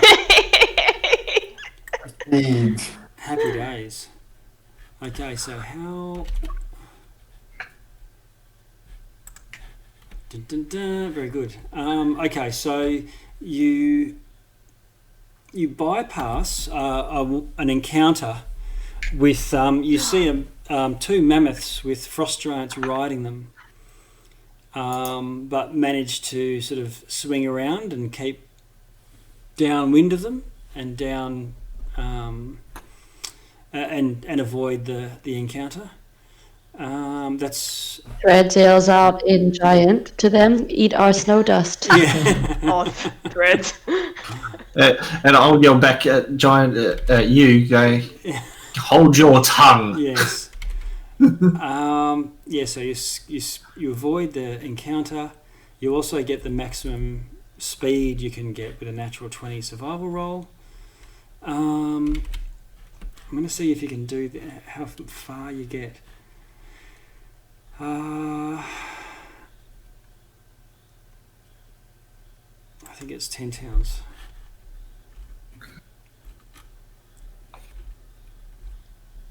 I did paste it into the chat, but winter survival gear.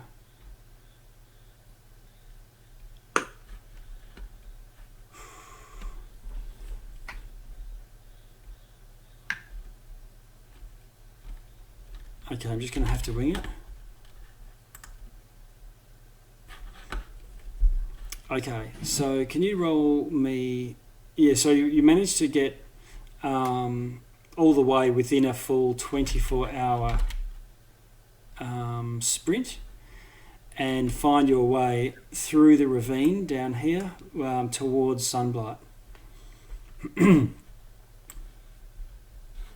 Now I'll adjust this throughout the week. I'm not sure with this. I'll have to figure out the distances, but whether it's 1 day or 2 days or 24 hours or 26 or something, I'll have to work that out. But you press on as fast as you can,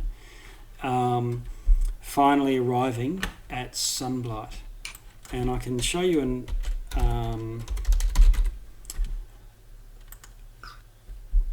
a handout.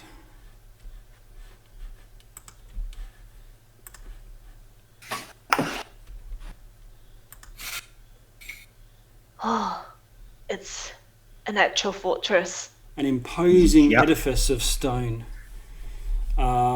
There's a line of lights and windows about halfway up, and you can see there's a zigzagging stairway to the left. And right at the top, you can see another line of lights and 2 immense doors, like a double doors. I don't know if you can see that or not on the picture. But this is you lot after leaving the dogs and Jakkus's guys far below, and you're now mountaineering, not snow dog sledding. But with a natural 20 survival roll, you make it in one sprint, regardless of the duration. Should we Stealth? roll for effects of cold? I'll adjudicate all that for when we pick up next week. So you can also throughout the week discuss your plan of attack, how you're going to get in or approach, or what you're actually going to do. And I can also work out the timing without sort of doing that on the fly. But you're now in the presence and behold Sunblight, the fortress of Zardarok. I think we should start stealthing now. Just because we are we are approaching the evil headquarters. Agreed. Yeah. And with that handy dandy spell, Threads, us Clanky Boys have a chance of stealth. You're welcome. Sharpie's going to show off a new trick, and basically he can now manage telepathy with pretty much the entire party simultaneously. So if he goes 90 feet ahead, he can basically do his own stealth, which he doesn't really need the spell for, and just report back what he sees. Yeah. Wait, do you should we send a scout in so we know where to go? We know how to infiltrate this? Only don't want the scout to go too far ahead, but yes. Would you like some stealthy stealth? Would you like invisibility if you're gonna scout ahead?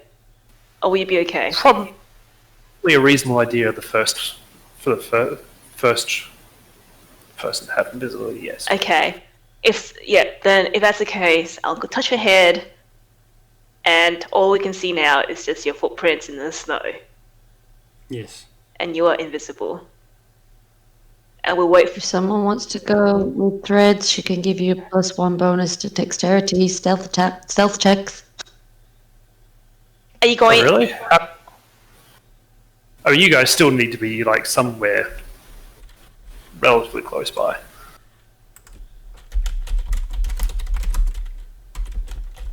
Oh, so Threads, are you going with Sharpie?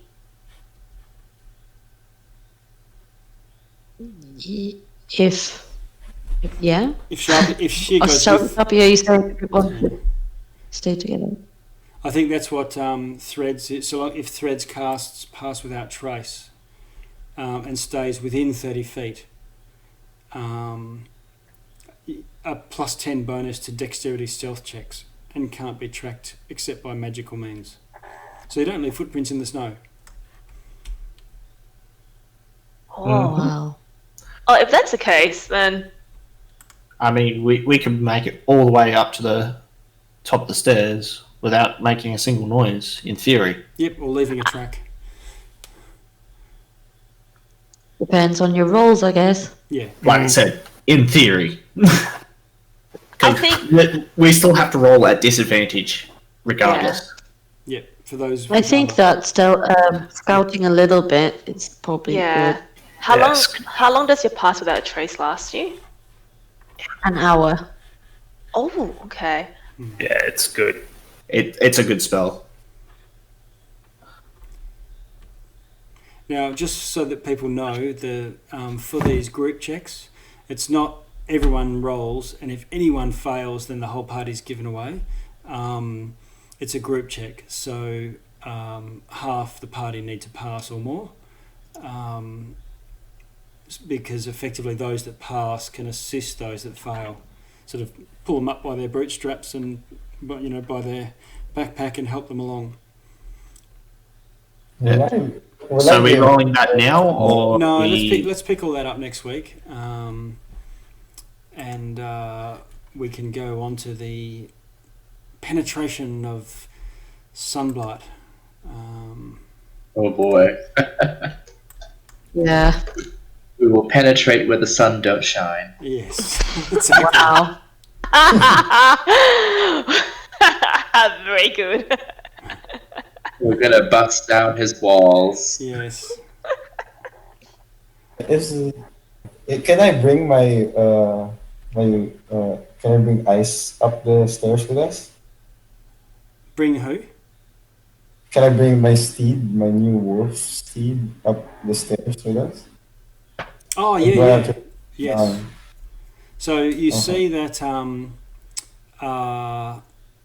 Jakkus, instead of riding on a sled, summons a giant, like a lithe wolf creature, celestial, and rides it as a mount. It's enormous, like as big as a warhorse, but adapted to the cold. Nice. Is this because you're level 5? Yes. Yes, paladins get a spell called Find Steed. That's awesome. What does it do for you? Oh, it's just a mount, an intelligent mount Yeah. that takes the form of a creature that I choose, and it's a wolf. It's a white wolf that's as big as a horse, basically. A direwolf. Nice. Yeah, it's not a direwolf, so it's clearly different to direwolves or wargs or whatever. Just looks like one. Yeah, it looks like Okay. yeah, but For flavor. effectively a celestial mount. Okay, I'm going to go into, this is more appropriate closing music, is Dragon's Power for the lead up to next week.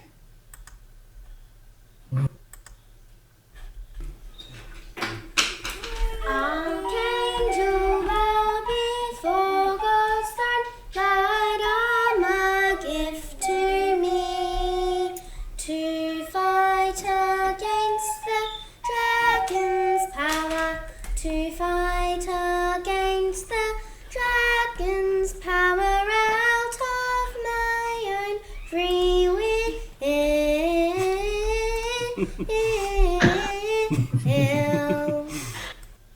Awesome. Okay, thanks everyone. Very good.